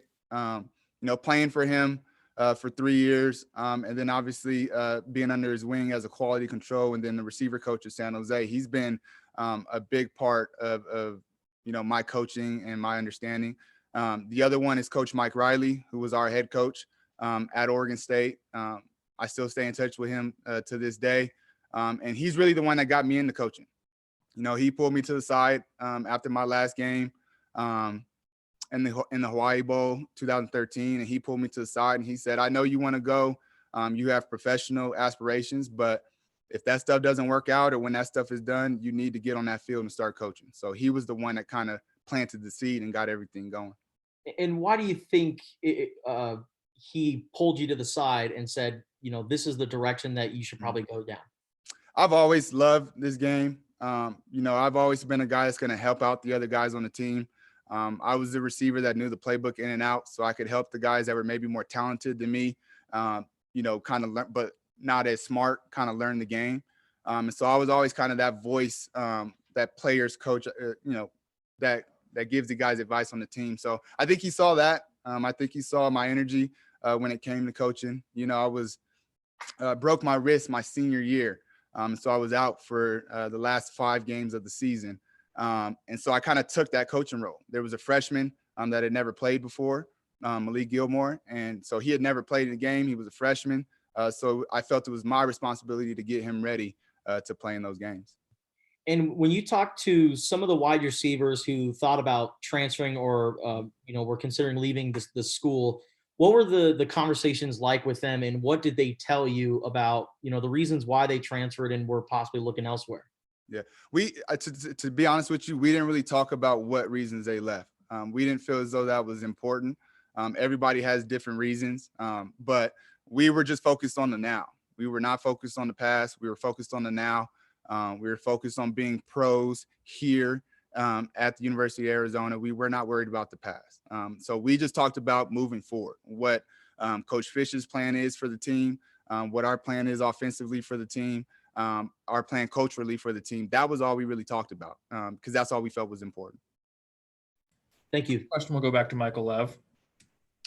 Coach Fish has alluded to Southern California as being a key recruiting area. You just said, Los Angeles is kind of your backyard, but everybody wants those players, of course. So how do you go about convincing a big time prospect from LA that Arizona is the place that he should be? Mm-hmm. Well, you have some tremendous coaches on the staff that have been, at all different, levels, whether that's in the NFL or whether that's in college. You have a lot of coaches with a ton of experience and know what good football looks like. They know what good football looks like. They know what it takes to be successful in college and in the pros. And so we have that opportunity to groom these young men and get them to that point. So that's a huge selling point. And then the other one, is we're going to compete, right? We're going to get to know you on a very, very personal level. We're going to have fun while we do it. And so that's the constant messaging that you're going to hear from us as we go through it. How can you apply some of the experiences you had at Oregon State and San Jose State to recruiting at Arizona? Yeah, so, you can find players anywhere. You can find players anywhere across the country. Obviously, I've been primarily in California, but there's even some spots of California where people don't think you can find good players, but there are. The IE, I think, is an area that we can hit strong. That we found some really good players at San Jose State in the IE area. San Diego area has some fantastic football players, as well as the Bay Area has some fantastic football players. So there's a bunch of different areas. Sacramento, we've got Tavion Cunningham here from the Sacramento area. That's also a player where at San Jose, we had some guys that were under recruited who started for us, who are all conference players for us. And so we're going to search far and wide to make sure we find the guy that fits, what we're trying to do. There's no limits to that. And so that's kind of what we'll focus on.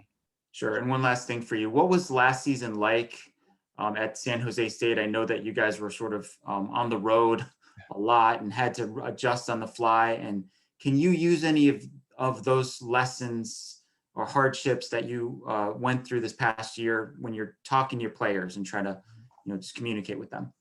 Yeah, when one of our coaches used to always say, when you're good, the circumstances don't matter. When you're good, the circumstances don't matter. So, we're out in Humboldt for a month. We're, in Vegas practicing and playing games for 17 days, right? But we knew, right, what the mission was, and we knew that we were good enough to win. So the circumstances didn't matter, didn't matter to us at all. So that's kind of gonna be the deal here. As we work, as we start to practice, as we start to watch the film and see what we are and what our identity is as a team, right? Nothing else will matter because we know who we are and we know what we're capable of. Great. Thank you very much, Coach. Appreciate it. We'll be back momentarily with Coach Walker, followed by Coach Pow Pow, and finally we'll end with head coach Jedd Fisch.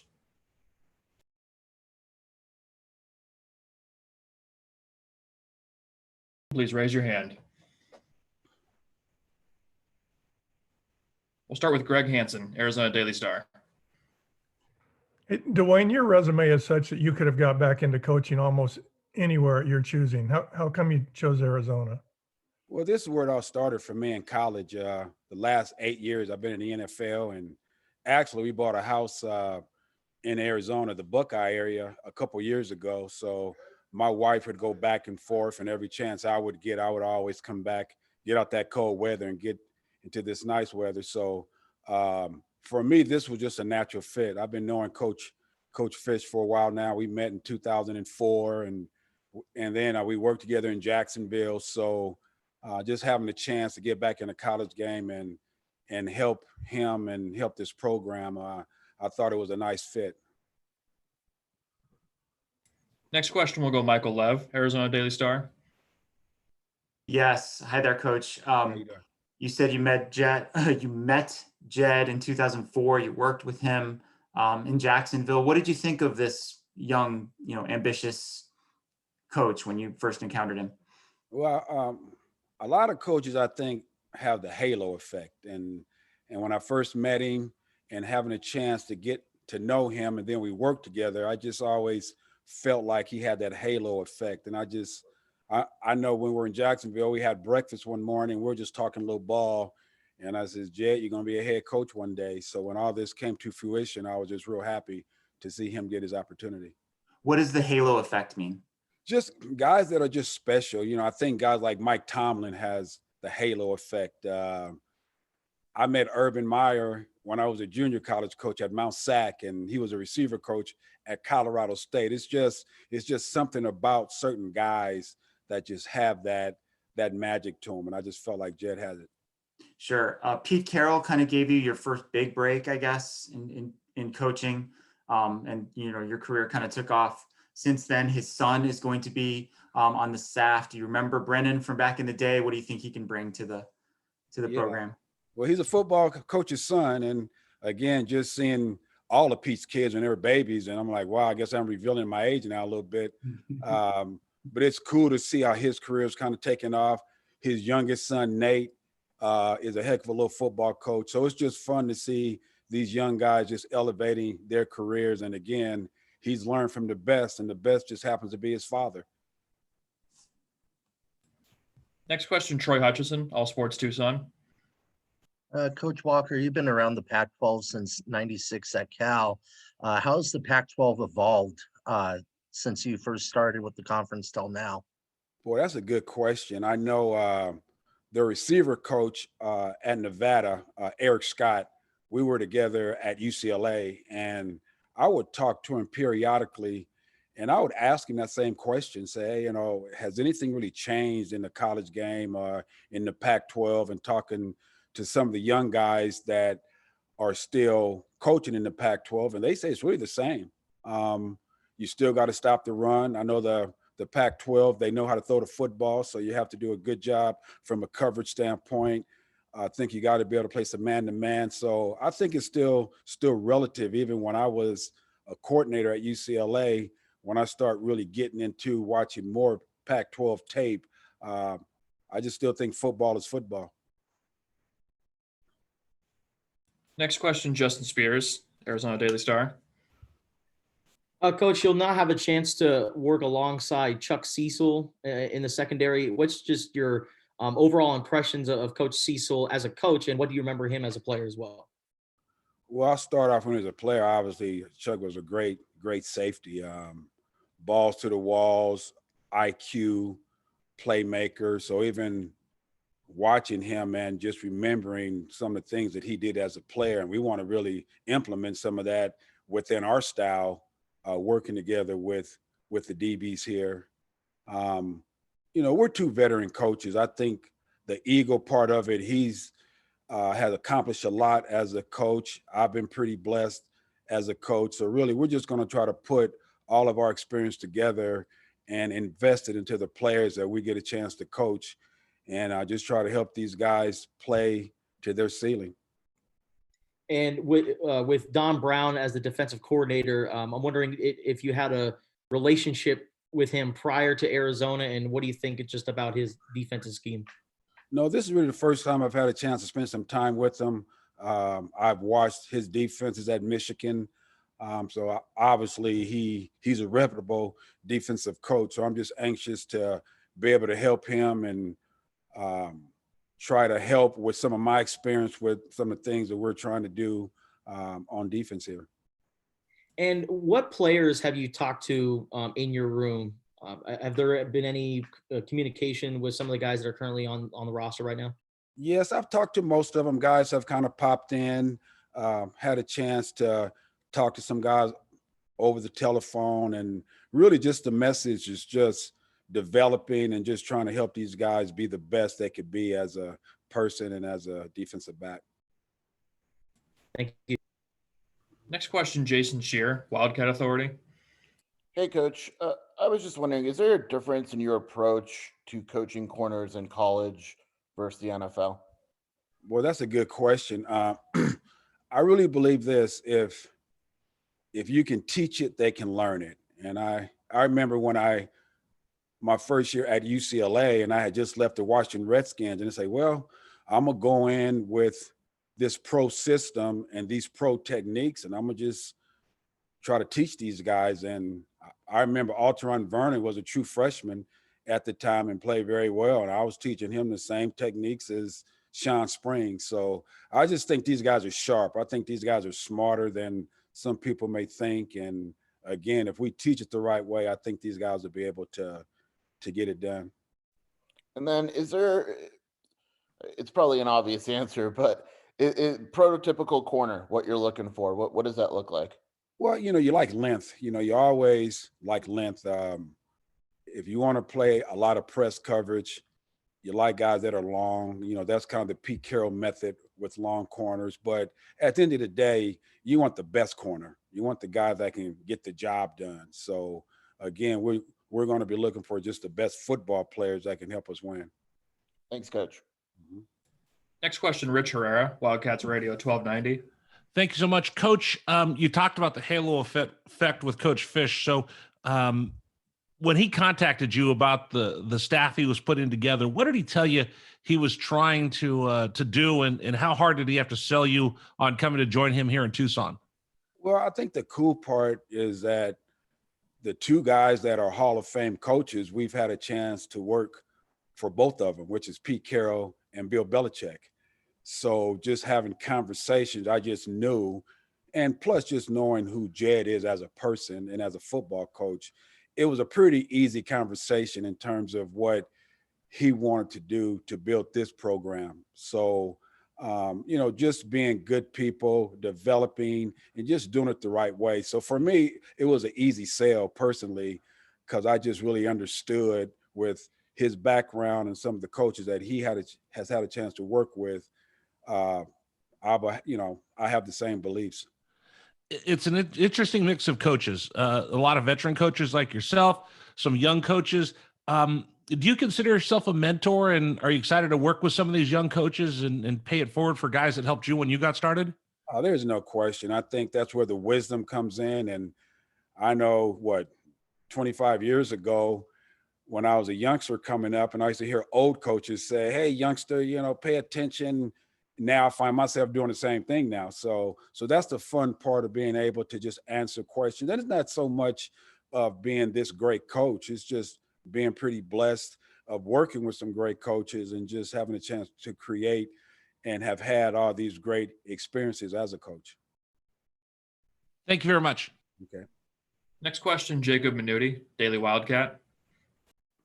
What does it's personal mean? I mean, that's something that's already been said hundreds of times in such a short period of time. I mean, how did that kind of come about, that motto, and what does it actually mean? It's personal.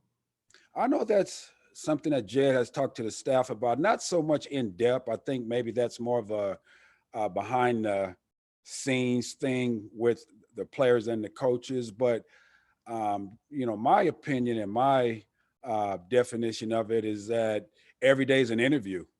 We're here to produce good football. And I just think if you're lazy and if you're mentally not strong, I don't think you're going to get the best out of your coaches and out of your players. So I think when we come in to the building, we're coming in with an agenda of trying to do what's best for our football team and what's best for this community to put a good football product on the field. So basically you just having the edge to be the best. Next question, we'll go back to Michael Lev. Yes. Dwayne, you were, I guess, quote unquote, out of football for the last year. What did you spend the bulk of your time doing? First, it was just good to just get some rest. Over 30 years of just grinding. So I know some coaches, they feel that they're missing out. But for me, it was a chance to reflect. And what I did, I trained like 30 DBs the off season just to keep me busy. And it really was good for me to just reconnect with young people. And I think that was probably the greatest experience for me to look at this job and say, well, maybe I don't have to go back to the NFL. I'm not too old to where I can still connect and develop young people. And really one of the kids that I trained all summer was Jaden Young. And, we used to always say, man, coach, it'd be great if you can come to Arizona. I says, well, you already have a coaching staff there. I said, it would be fun. I'm here in Arizona, and it's just ironic that I get a chance to work with him. So it's just been real good just to reconnect and to just develop young people, because this is where it all started for me anyway, was in the college game. Sure. Where did you do that training, and how old were the players for the most part? Yeah, we had bought a house a couple years ago in Buckeye. So we're right off the 10 off of Verrado, and anywhere from junior high kids to high school kids to junior college to major college, and even some NFL guys, they, would fly in and train. So it was funny. Here's just a quick story. There was this little sixth grader, and it's ironic. I'm teaching this sixth grader the same techniques as a senior in high school. And it was just unbelievable. So it really kind of opened up my eyes with these kids, like, wow, if you can explain it the right way, and if the kid has a skill set, all these kids were really, I'm teaching all of them the same stuff. So that was pretty fun to see where these young kids are today. What can you take from your time at New Mexico State that you might be able to apply to this job? Well, that's a very good question. You just have to be resilient. You have to believe in your plan. You just have to stay on the grind, not get so caught up on what you don't have and what other people have. You just have to put your plan together and just grind every single day. Thank you. Do we have any? All right. Final question for Coach Walker will be Justin Spears. From your time in the Pac-12 and coaching, what would you say is the most memorable moment against Arizona or playing in Tucson? Good one. Good one. It was, and you guys may remember, 2001, we played here and we were behind, and Chris Richard had a pick six. And I don't know if anybody remembers that, but Chris Richard got a pick six and really was the play that helped us win that game. All right. Thank you, Coach. All right. Thank you, guys. We'll be back at 11:40 with Coach Pow Pow, and we'll wrap up at 12 with head coach Jedd Fisch. Coach Pow Pow, if you have a question, please raise your hand. We'll start with Michael Lev, Arizona Daily Star. Hey there.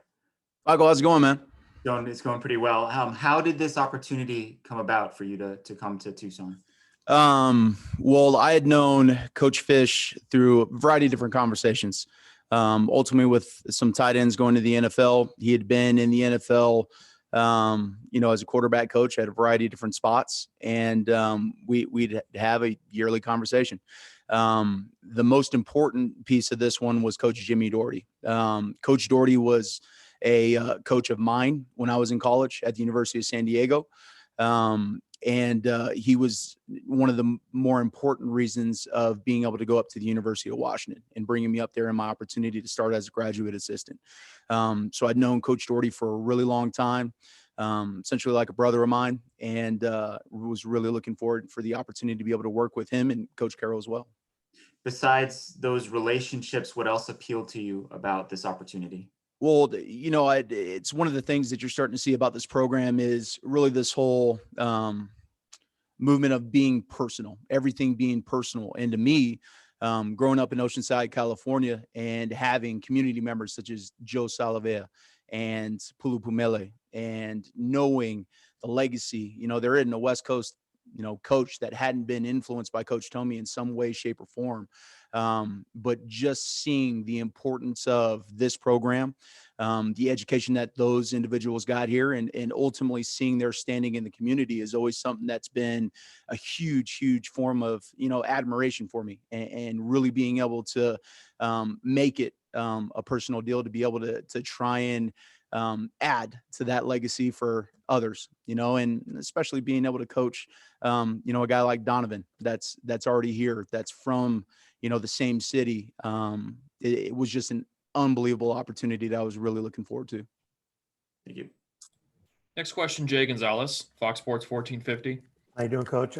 So those of us who have been watching Arizona football for a lot of years, and every year we hear, okay, we're going to use the tight end this year. And probably you have to go all the way back to Gronk to find a time that they really did use the tight end because they had such a talent that they had to. Convince me that the tight end is going to be you're going to make the tight end a big part of this offense. And, you got a guy like Bryce Wolma who's coming back. How much of a role will that position have in the offense coming up? Well, I think, the commitment, Jay, quite honestly starts with having an actual position coach. When you have, just my position, you get to install, you get to mold, you get to influence, not only the athletic side of that one, but being able to talk to them on a daily basis about academics and issues that are going on in their life. You get a model of consistency. And I think ultimately sometimes tight ends in a variety of different ways kind of get thrown between the offensive line. They get thrown in receiver rooms. There's just not a consistent work at the nuances of truly being a part of the offensive line and knowing exactly why we're doing things and how they're supposed to look. Being an extension of the passing game and knowing that in the red zone or in third downs or contested catches and being able to utilize, the length that the Wolma kid has or Stacy out there in space, being able to use Zach to be able to kind of bring those big time catches in big time moments. And that's ultimately my goal and my hope is just being that consistent voice of making sure that we are, the conduit between the offensive line, the quarterback, and the wide receiver core, and being able to utilize this. And ultimately, you just look at Coach Fish and Coach Doherty and Coach Carroll, the importance of a tight end with those guys' offenses and how they've developed those guys with Jake Butt at Michigan or Caleb Wilson at UCLA. And ultimately, at the end of the day, I've had some decent success at developing some tight ends as well, Jay. After the Washington game, Bryce Wolma was kind of envious of how much the tight end was in play in the Washington game. He killed Arizona. Have you had that conversation with him and to kind of reassure him that's a possibility for him down the road? Well, I think, tight ends are, again, an unbelievable position to be able to play because it's the ultimate gift to the team. Some games are going to be 10 catches for 100+ yards and a couple touchdowns. And ultimately, some games you may get 5 targets. You may get 3 targets, and you have to be an unbelievable part of pass protection and run blocking. It's really the commitment to whatever is being asked of you.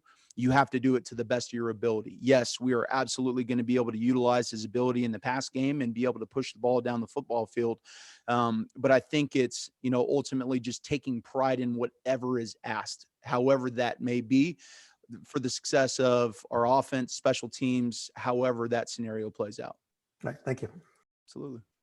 Next question, Rich Herrera, Wildcats Radio 1290. Good morning. When the coaching staff was being put together, a lot of the fans around Tucson warmly remember Dick Tomey, and they talked about the Polynesian connection. The Dick Tomey was able to bring that connection from Hawaii, then here to Tucson, Arizona. And you look around all over the Pac-12. You look around high school football, modern day. St. John Bosco had DJ Ugalele, who's at Clemson.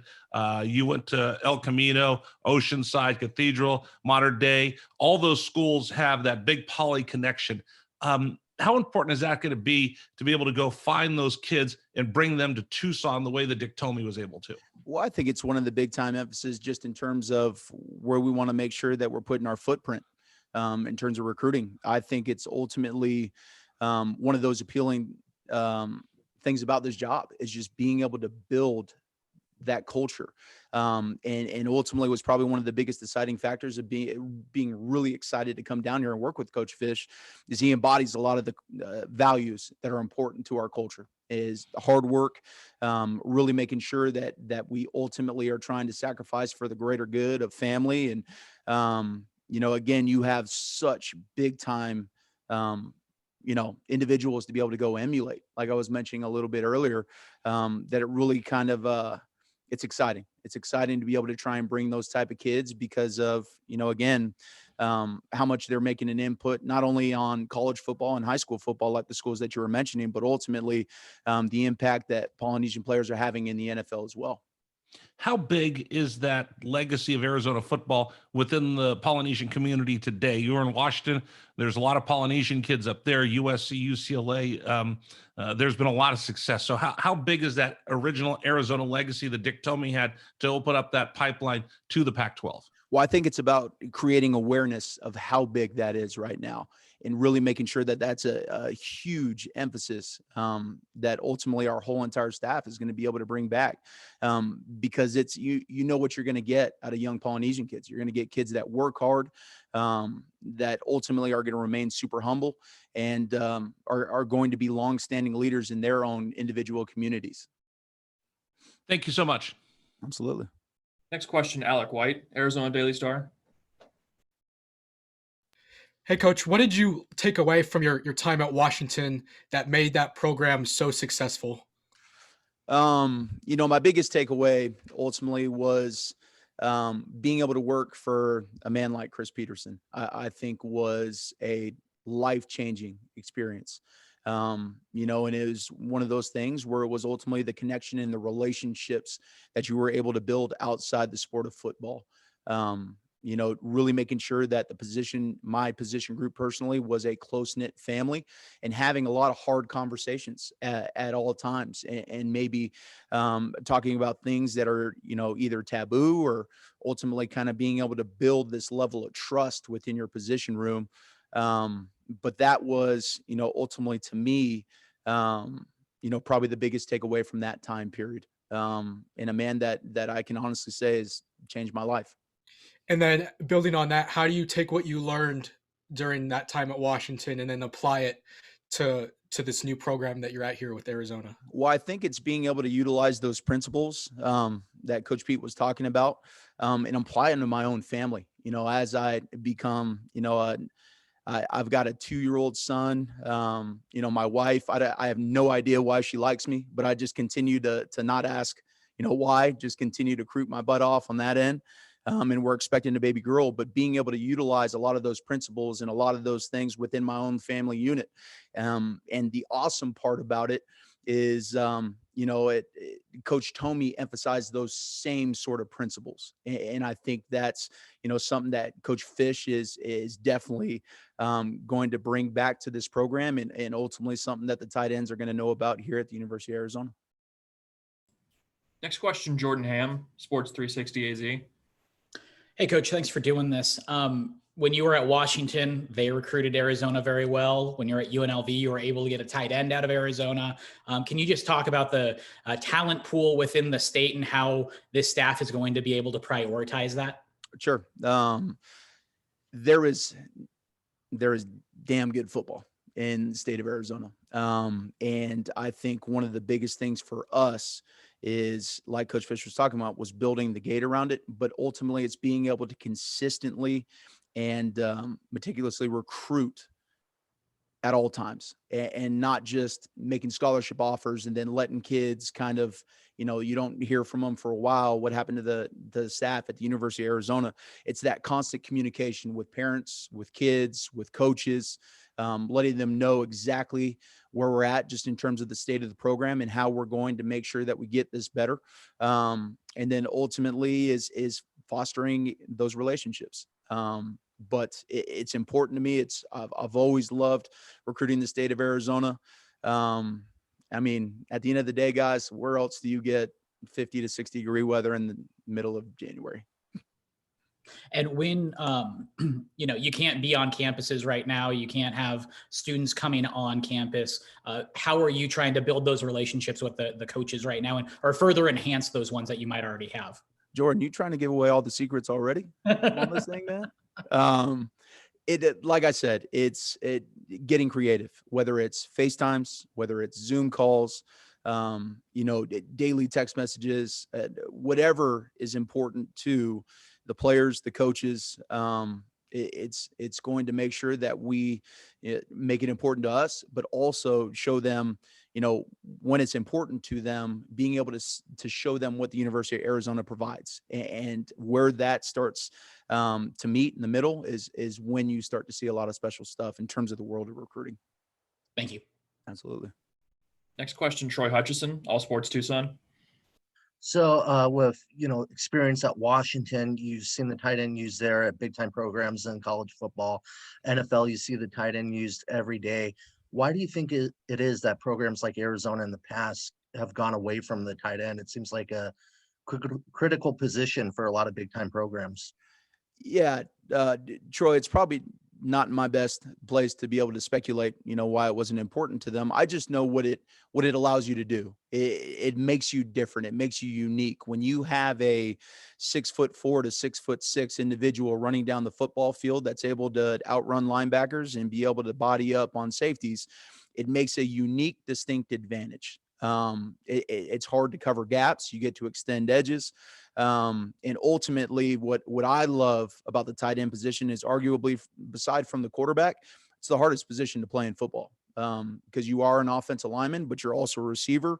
And you need to know, how to manipulate zones and where to be able to fit things. And, that's why it's such a unique challenge that I'm always so passionate about, because it is the ultimate position on the offensive side of football. And I believe that wholeheartedly. Next question, we'll go back to Michael Lev. Jordan, you referenced all the things that you learned from Coach Peterson. It was Coach Harbaugh, I guess, who gave you your start in the business. What did you learn from him? Yes, I've been extremely fortunate to have,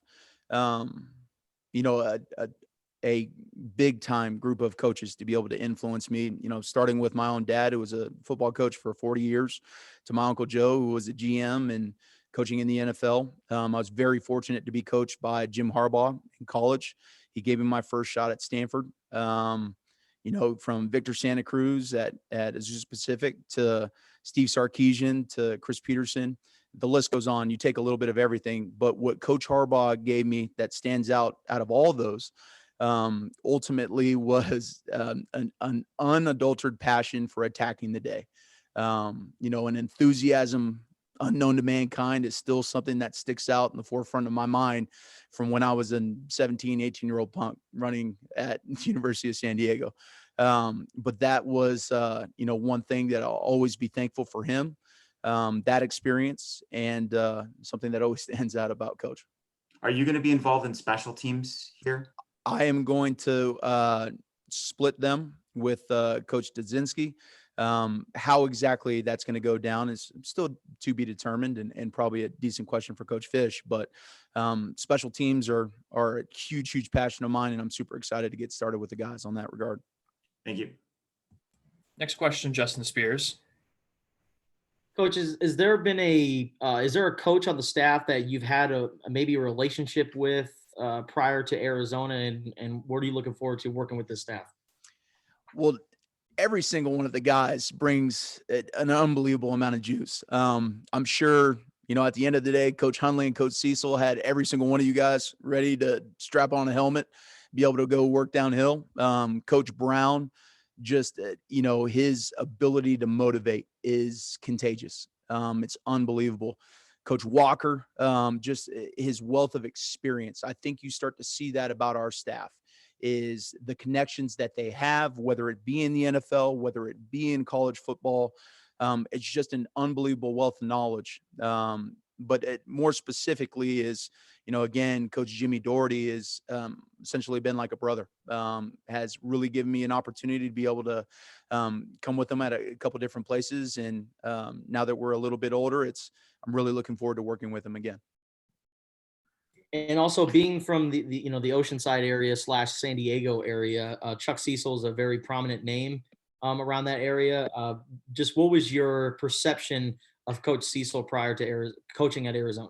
Well, I mean, it kind of started with Coach being from Hanford in Central California initially, growing up there and recruiting the Central Valley. You know, it's a name that always comes up, especially in that area. But with a storied program like Helix and just the toughness and the grit that exudes out of them, I think is something that's going to be unbelievable for a lot of our players, whether it be on defense, but I think that's going to rub off on offense and more importantly on special teams as well. He's just a tough dude. And you can tell, you know, especially by him and Coach Hundley, just the passion that they have for this place, you know, and ultimately the ability of this place that molded them and changed their lives. And you can tell it just comes right out. And we're so happy to be a part of that as well. And did you say you knew Donovan Lai before you came to Arizona, or you just know that he's from Oceanside? You didn't know that all Polynesian guys are related? Every single one of us? I guess, yeah. Donovan grew up in the same city. My parents have lived in the city of Oceanside, with both of my grandfathers being former Marine stationed at Camp Pendleton. Ultimately, they decided that weather was pretty good, so they weren't ever leaving again. But growing up there, you always keep tabs on the younger generation and the young Polynesian players, whether it be, you know, your own family, which is also kind of a segue. Shout out to Coach Barnes, and I'm rooting for you, even though the starting point guard at Oregon is ultimately one of my family members. But yeah, you always keep tabs on where guys are going from that city. It is a close-knit community. And you are always pulling for the next generation of young poly kids and just kids in general coming out of that city to be able to go succeed.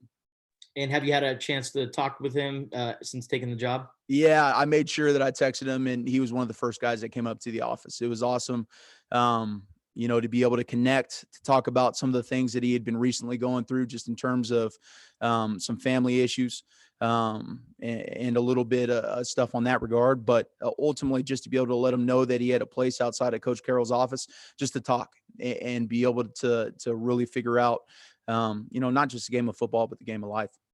Thank you. Great. Thank you, Coach. Absolutely. Thank you. We'll be back momentarily with head coach Jedd Fisch.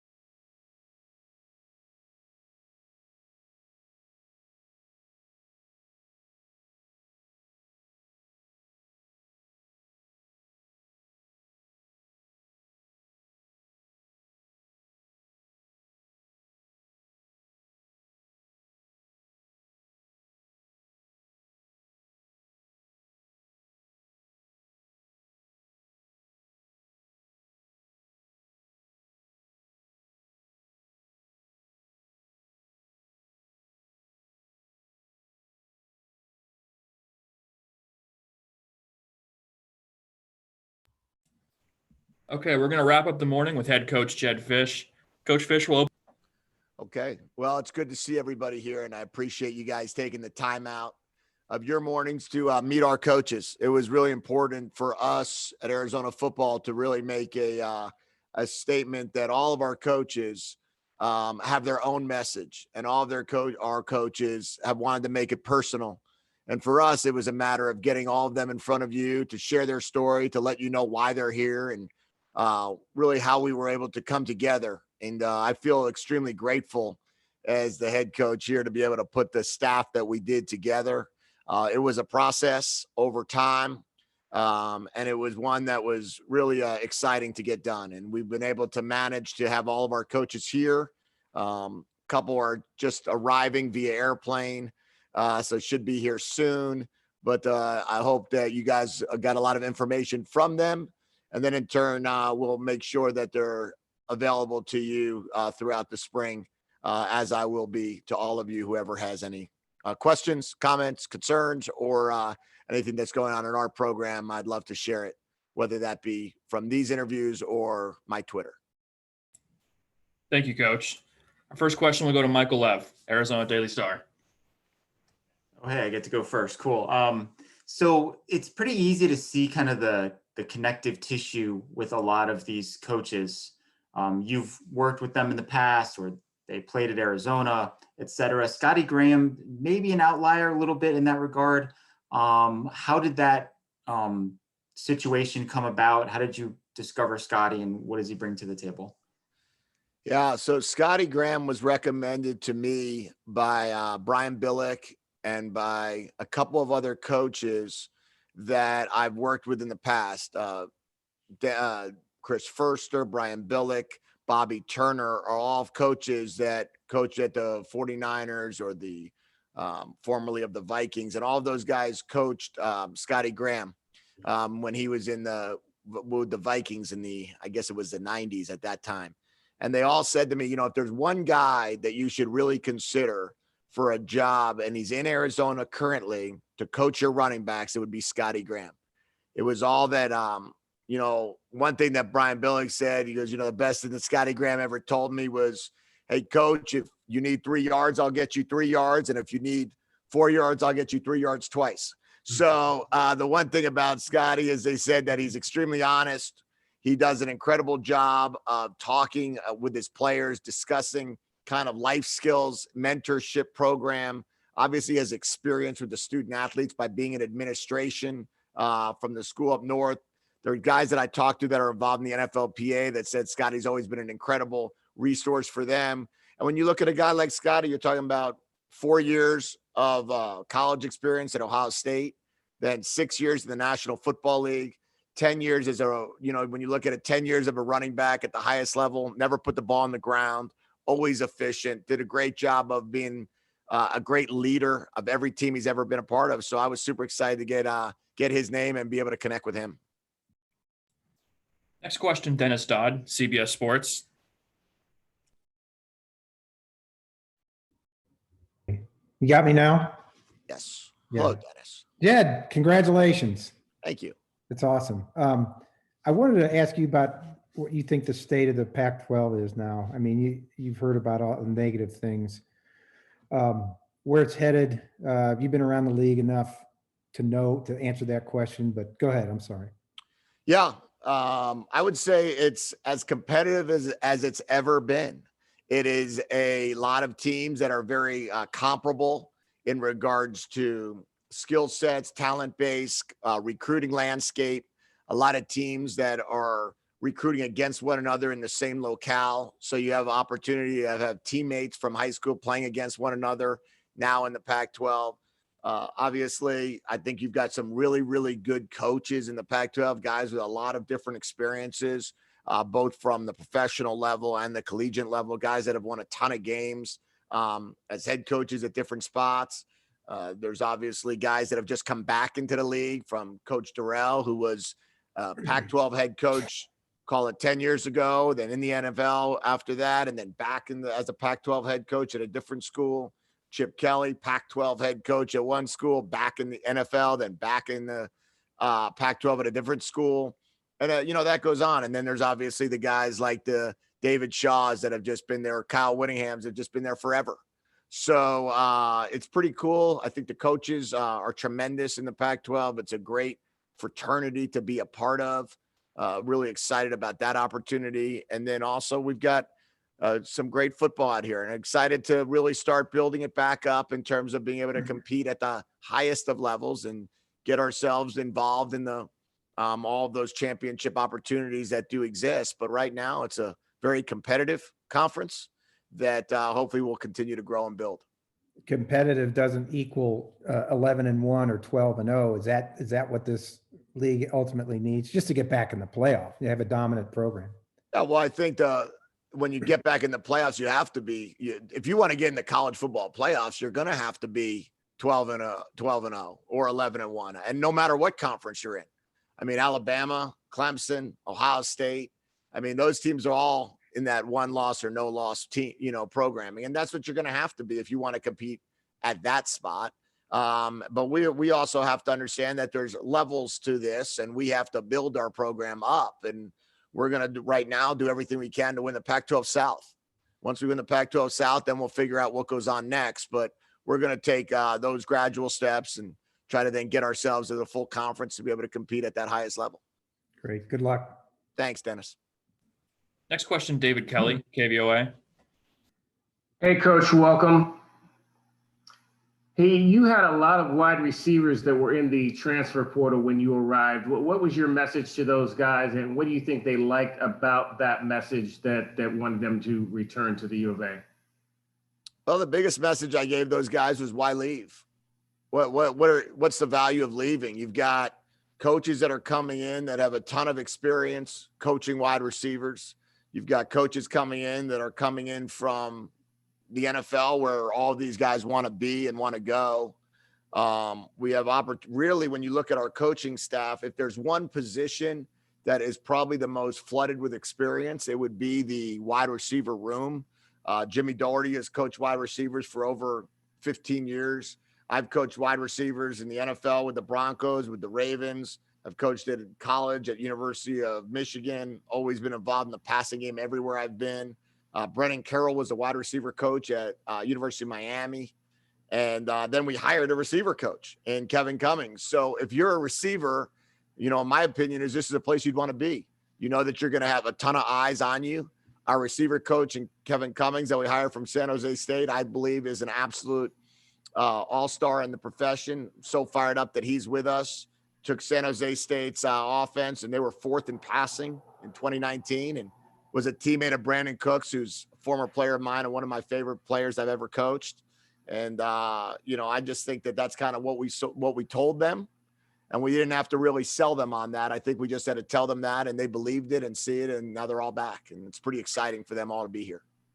And the indication that you've given us and that Jordan Papao has given us is that obviously the tight end is going to be a part of this passing game. I was just curious, where did your philosophy come from? Was that something that was based in your early college years? Was that something that you developed more once you got to working in the NFL? Yeah, well, I've really never been a part of a program that wasn't tight end driven, or at least very tight end based. Really back in, even with Coach Spurrier, we always played with the tight end a lot. Very, very rarely were we in a 2 open formation out of 10 personnel. That was kind of mixed in, but not really the norm or the standard for us. And really every year since then, I've never been on an offense that we didn't play without a tight end, if not 2 tight ends.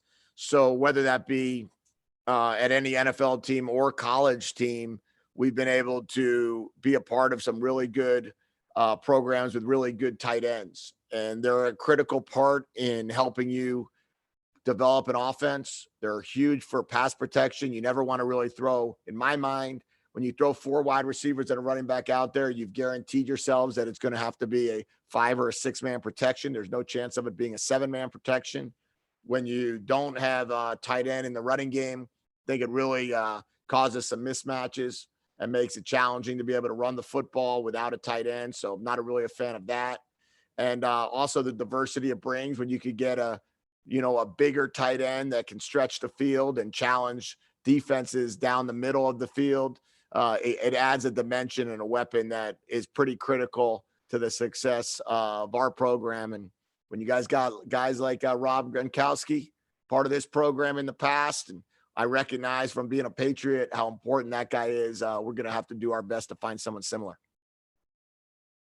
Next question, Jordan Ham, Sports 360 AZ. Hey, Coach, thanks for doing this. You've been able to bring in some transfers who played their prep ball here in the state kind of right off the bat. How do you think those additions will help you on the field, and how do you think that can also help jumpstart some relationships on the recruiting front within the state? Yeah, I'm really excited about everybody that's entered our program or has returned to our program or that's in our program. And you know, what I'm going to do is when signing day is over and I kind of get a great feel of what our roster is going to look like, we'll be able to address each and every guy we brought in and why we brought him in and what the value is for us and our team. In regards to the transfers that they're from Arizona, or a lot of them are, not all of them, I think it's an important part of this transfer portal is to recognize there's a lot of guys that leave the West Coast and go to other places and then recognize they'd really much prefer to be back at the West Coast. And our ultimate goal is to not let them leave. But as we also recognize, there are going to be some guys that are going to want to look elsewhere and see what it looks like and see what it feels like. But when they want to come back, we want to be able to welcome them back. And the portal has permitted us to do that.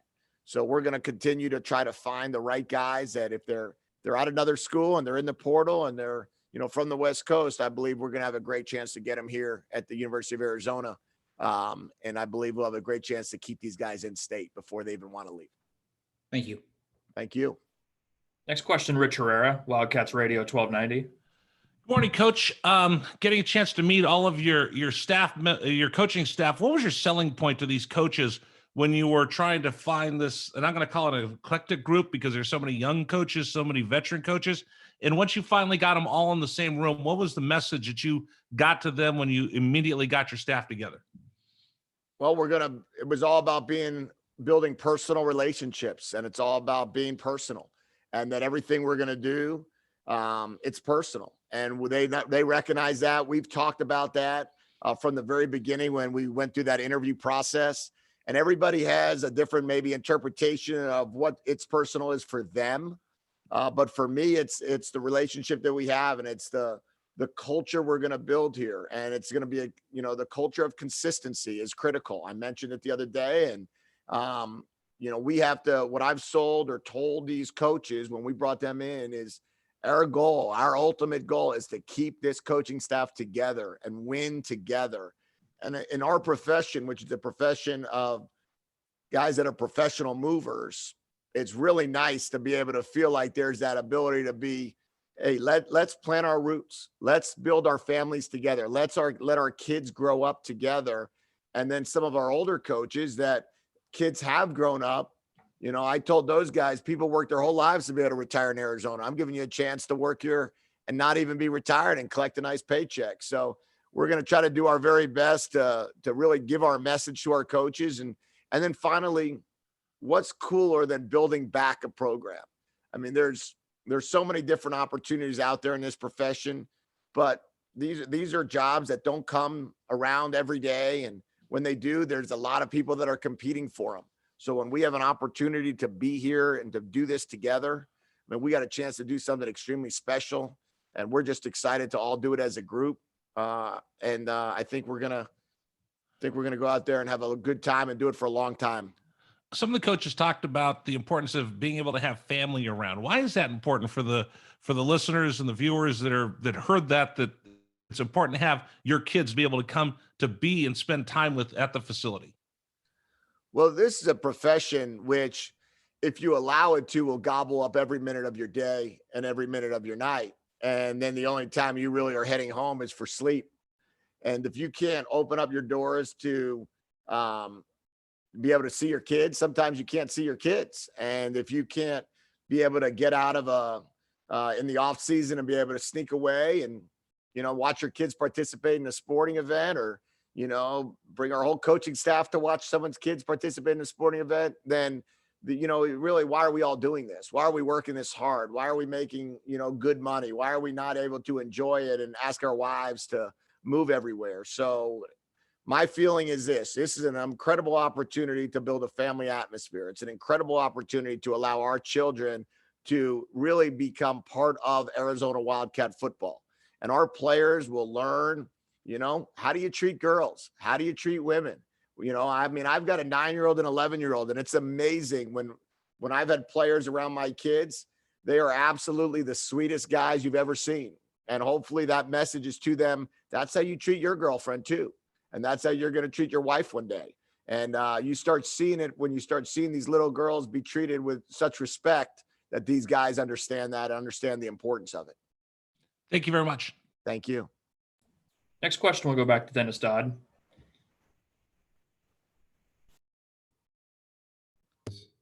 Jed, you touched on it a little bit, but I don't have to tell you that there would have been a day when, the likes of Najee Harris or DJ Uiagalelei or Bryce Young would have stayed in the Pac-12. Again, what has to happen to keep those guys? Because I've never seen that many schools come west to get that many players. Yeah, well, I think it's a great reflection of the quality of football we have out here. Mm-hmm. I mean, with the amount of teams that are trying to come out and recruit our players, and in the state of Arizona, in the state of California, I mean, they're everywhere. They're swarming out here, and coaches see it and coaches recognize it. And it's our responsibility to provide a similar or better opportunity for those players to come right here, stay in the Pac-12 or come to the University of Arizona. And I think you've hit the nail on the head. When guys like the Najee Harrises or some of the other players that you've just mentioned, right? I mean, I was at UCLA when DJ was coming out, and I understand what, the quality of players and the Bryce Youngs. A lot of those guys want to come out here too. And a lot of guys want to be a part of the Pac-12 teams. And maybe for one reason or another, they weren't recruited the same way, or they weren't convinced to come out. And, I would just say this. I would say we're going to do everything we can to keep the best players in state or the best players in the region at the University of Arizona. And if that means us, working as much as we need to, being out there as much as we need to, and coaching as hard as possible, if we can get that done, we'll have some really, really good football teams here at Arizona. And I think everybody on this call will be proud of them. Great. Thanks. Thank you, Dennis. Next question, Troy Hutchison, All Sports Tucson.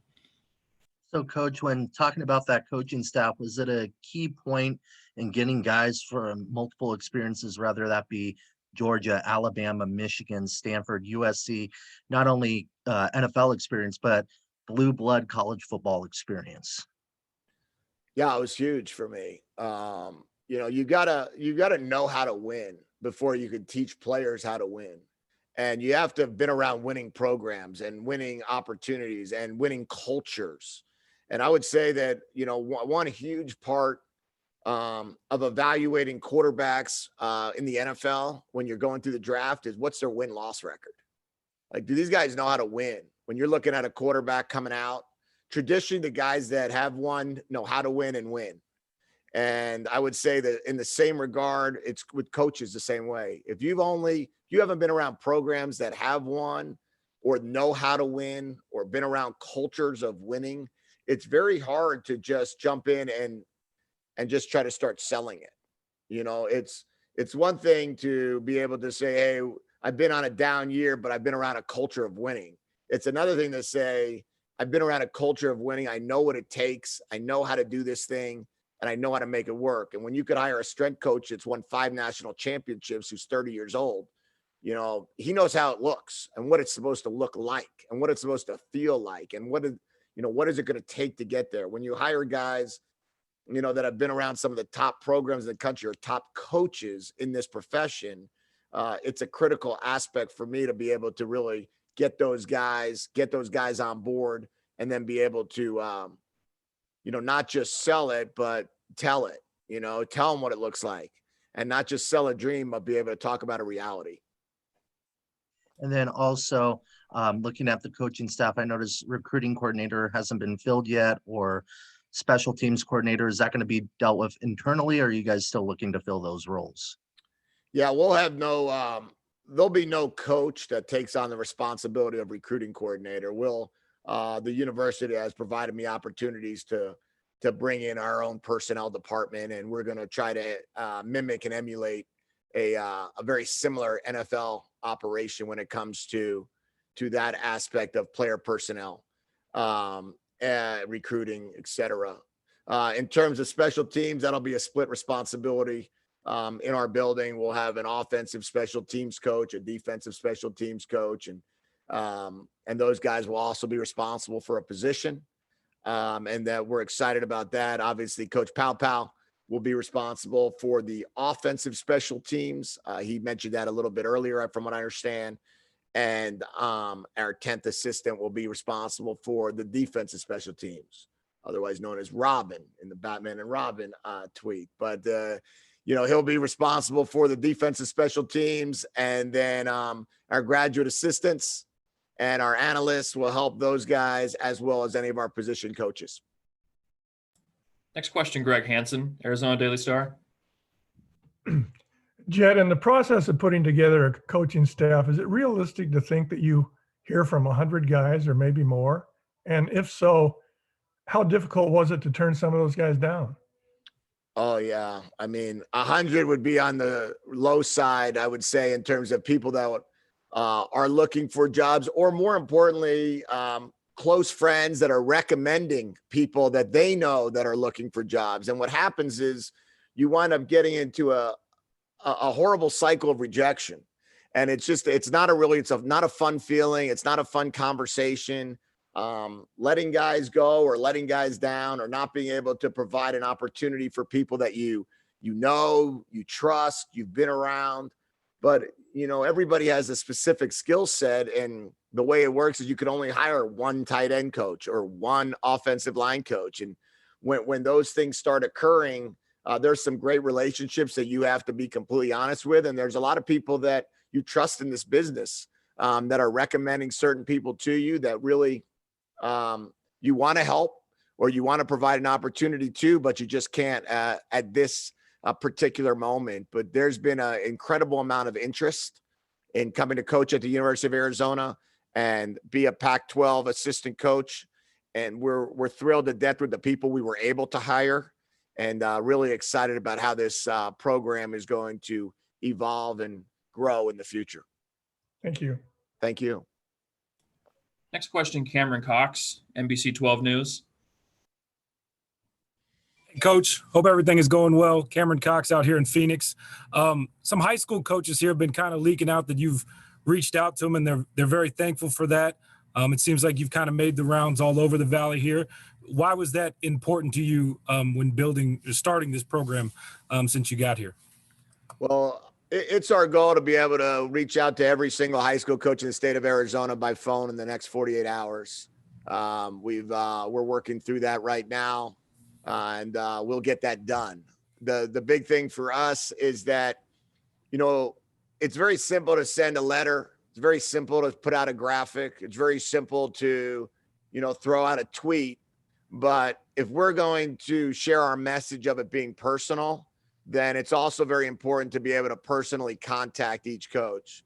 Now, whether that be me or an assistant coach on our staff personally contacting them, it's our goal to reach out to as many as we humanly possibly can by phone, and then start opening up a weekly dialogue with our coaches over Zoom, and be able to invite every high school coach every Wednesday evening with a little talk from Tucson.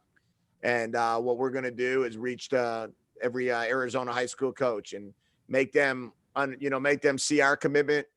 And really, it's our goal and our job to help provide the best opportunity for the high school players in the state. And as the flagship university and the University of Arizona, we believe it's our responsibility to help every high school coach in the state execute their plan the best we possibly can help them.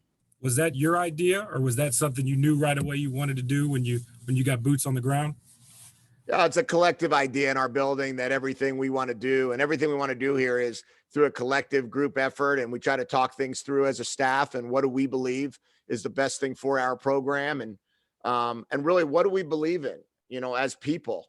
And what we believe is we believe in personal relationships, and we believe in helping others. And what better way to help others and serve the high school coaches in the state than provide clinic opportunities, and also provide an opportunity to get to welcome them to what we're trying to get done here.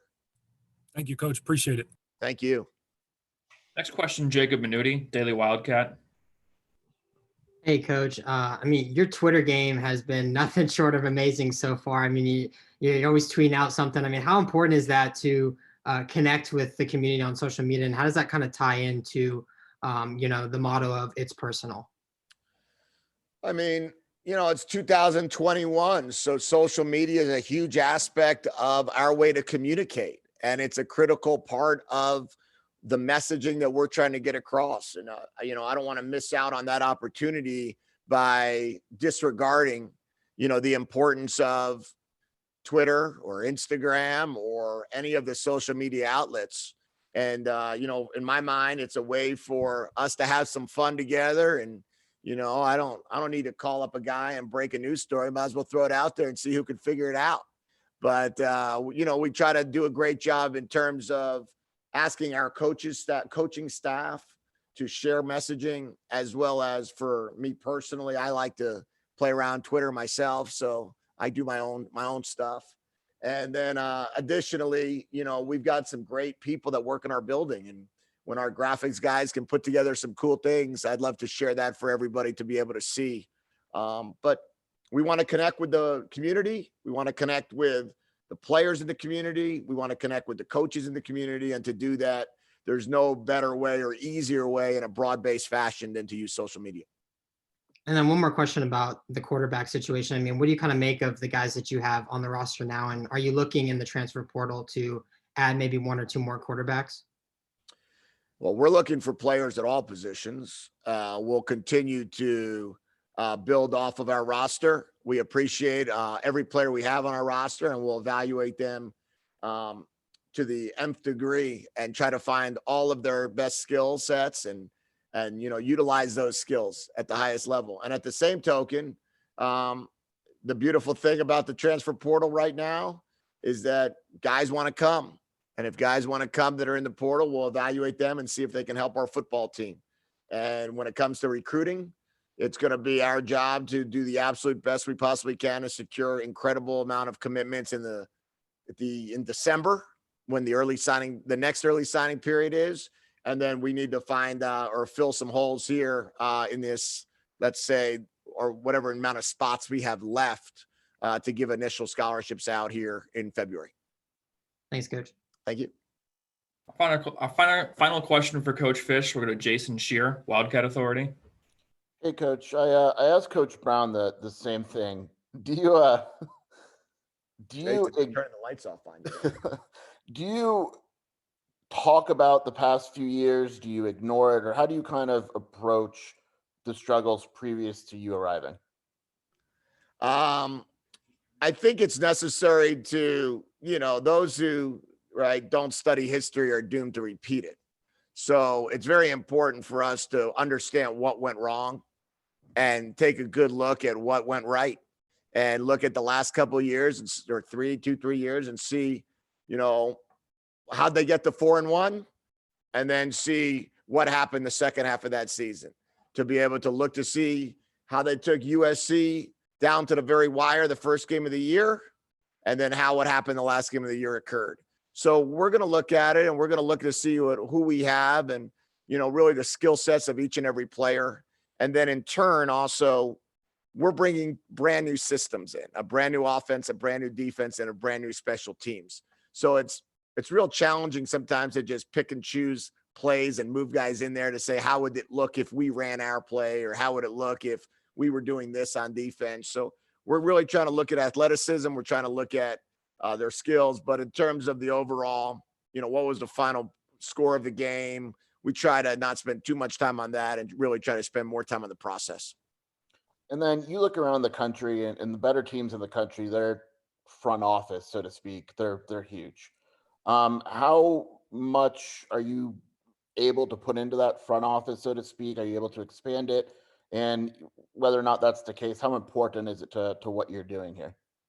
Yeah, well, it's certainly it's a critical part to the success of college football in 2021 and beyond, is that the way these programs are being built and the amount of information that is available, you need to build more of an infrastructure of gathering information. So that player personnel department or front office, so to speak, is a huge part. And the university and Dave has given us resources to be able to increase that. We, as you'll see, we'll start posting more positions of guys that can help us in those roles. And there's, in terms about, and really it's not just scouting as much as it's a lot football alumni relations and recruiting and scouting players and on-campus recruiting and player personnel positions. And there's a lot of things that need to go on to really build this program back to where we all want it to be. So we're fortunate enough that Dave and Dr. Robbins has committed to allow us to do that. That's all we have for today. Thank you, Coach. Thank you, everyone, for joining us. Thank you, guys. We'll see you soon. I appreciate it.